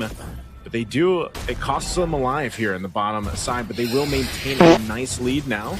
Yeah. Some of this will be worked on. Traction Pulse going to be thrown out. Whoa, and Appraiser's Wrath able to keep Xeno alive. TNZ now joining the fight. Purify going to be used by Kojic. They're going to go for TNZ now under the turret. He goes back to take out Xeno, but it's an exchange once again. Bodies falling everywhere, Wolf. The quality of the trades favoring Aurora Gaming. Not only do they defend bottom lane, but they have taken out Xeno as well as Kojic, two of the important heroes for Verso time. The fact that Verso March isn't farming as much as Sigmund was able to have, and now Rosa is getting an important kill. More gold in the hands of the Eve, and this Eve will be a problem as well for Versatile later on. I've already mentioned the fact that Verso March will struggle against the Eve later on because of the Firago armor getting poked down by the damage out of Rosa. But if you accelerate the farm of Rosa, it's going to be a problem. And speaking of acceleration, Sigmund has been left farming for the first 5 minutes. Gets the push up top. How many double lanes has he gotten? He lost count. Might not have a kill right now, but I can just assume that he has so much gold in his bank right now. That's going to give Aurora Gaming every tool that they need in the mid game. Yeah, they're able to go ahead and, I mean, it's nothing fancy, but they've built themselves a couple thousand gold to work with. And with the lineup that they have, this is great for Aurora Gaming to go ahead and potentially get the third turtle here, or at least have that advantage of securing it and that space around it. Pagu's been doing, like I said, an amazing job at just providing vision, and that's what you want to do in the Hilda. You know, you can go ahead and give that information to the rest of Aurora Gaming, because meanwhile, this whole time, Sigmund has just been farming up, man. I like to call it the gold lane experience. He's been doing the work, you know, getting down the gold plating and the turrets down. Yeah. But then this whole time, he's just doing his thing. So eventually this carry that's been able to farm up for the past, 6.5, almost 7 minutes, is now part of the fights, is going to be shredding through some of the members of Verso time. Black Dragon form going to be used, and I mean the damage alone from Pagu, my goodness, he wants to be the Dragon Slayer. Doesn't get the kill. Fight for the turtle, still going to break out. It's actually Rosa that secures the turtle. Siggy Boom shredding through Boro. Last Insanity going to be expended as well. And that's exactly what I'm talking about. Look at the damage coming out from Siggy Boom. TNZ going to jump forward. He knows the armor is down. He wants to clean it up, but we'll get the flicker instead. 1 HP there, as Siggy Boom does also take down the tier 1 turret in the mid lane. Oh, this is disastrous for Verso. Tan can already hear the strength of the farm on the Eve. Rosa is a threat, gets the turtle, and then just one combo, skill 1, skill 2 is already enough to take out all of the armor coming out from March. Granted, of course, he's got some help, but the damage level from Rose is life-threatening now for Versatile Time. He got it. I believe, he got the orange. Right now, what it feels like, Wolf, is Versatile Time just doesn't know where to focus. This lineup from Aurora Gaming it's so hectic, the way that they're playing it. Like, you've got Pagu on one side of the jungle, just like being a distraction everywhere. I mean, a retribution's used on him, and you're not gonna do anything to Pagu here, right? So you got Pagu on one end, you got Tianzi doing work and breaking ankles here. RWM's going to be used, and look at this. They actually just want to go with the fight again, knowing that they have this advantage. Black Dragon Form going to be used. A nice setup here. AOG2 and a Petrify. Actually able to get two members, and Pago gets out of there with a reinitiation from TNZ. Sigiboom flickers out. He's safe. March isn't. 1 HP left. A big Appraiser's Wrath is going to miss. Great flicker from Rosa. Now they're going to hunt them down. I'm not sure if he's going to be able to get away. Boro charging that Unbreakable to the max of distance, but TNZ not going to let him go freely. Now Boro trying to get away, but Pagu comes up to clean the kill. Going to be a really bad engage coming up from Versatile Time, but they pick up the slack. They comboed their ultimates so well. They have controlled the Aurora Gaming. That's the Petrify into the AOG that then resulted in the Last Insanity and all the explosions coming out from Versatile Time. You can really feel that there is a big gap when it comes to the economy, when Versatile Time already made their dream scenario when it comes to their initiation, but they still got only 2 kills against Aurora Gaming. And now the Lord, getting control of the Aurora Gaming, easily taken by TNZ. Xeno wants to fight for this, but taking so much damage just from the yo-yos of Lunar. And in comes the... Oh, they do want to go for it. Lunar's down. Last Insanity to be used as well. They're trying to get away. Rosa barely. But the Black Dragon Form comes in, and what happened to Castle? Couldn't even petrify. He is gone. Not the trade that Versatile Time wanted. Again, they started that fight up with Aurora Gaming having this kind of lead. Yeah. What a great re-engage coming out from Aurora that they have punished Castle. Things will be so different if he nailed that Petrify, because that means that the Saracens will just proc onto 3 heroes. He's going to get his life back. Rosa would probably end up dying in that scenario. But because of the timing from their jump back from the members of Aurora Gaming, they prevented that from happening, and they have maintained their lead right now. Okay, they will maintain it even further. Tier 2 in the mid, drop in here. Lord making its way up top to push into some of these shields. Versatile Time with a massive deficit. I'm not sure, man. I know a lot of these fights, they've decided to go ahead and take them. And like you mentioned, Wolf, even if they overlap their ultimates the right way, it's just unfortunate, because they lack the firepower. They lack the survivability against this damage that Aurora Gaming has. March hasn't died, but even so, his Last Insanity hasn't been able to provide too much in these team fights. Lord finally goes down, half health on that turret. They're maintaining it. They do keep the base turrets up, so Aurora Gaming, that's about all they get. That's a lot for considering it's just 10 minutes into this game. They have taken out all the holy shields. Okay. Oh, again, are they going to go for it again? Black Dragon Form used. They want the blood here, but they can't. The castle's gone. Why do they keep fighting? Versatile Time not able to capitalize on anything. TNZ going to jump in just to cause the distraction. Xeno in trouble. Praiser's Wrath drop down, but they get the turret. Aurora Gaming might want to end it here if they can. They're going to focus in. They jump on the right target. Kojic all left alone trying to clear out the minions. He does just that, but still the waves in the mid. TNZ will take care of it all, and he feels good about that one. Aurora Gaming with a massive lead will go ahead and clear out the minions. Add another kill to the board, but everyone's back up from Versatile Time. They're going to be able to clear out their own minions, and Castle dies once again in March. They're just too strong. Aurora Gaming will take it to game 3. Scrappy ending out there, but I think this game is just as one-sided as you could hope for if you are Aurora Gaming fan. It all started with the draft, I believe. The way that they took out all of the options that will be there for March. Tetap jaga jari, jaga mental, dan jangan lupa rekal sebelum ketiduran. Bye-bye. Jangan lupa subscribe. Makasih semuanya.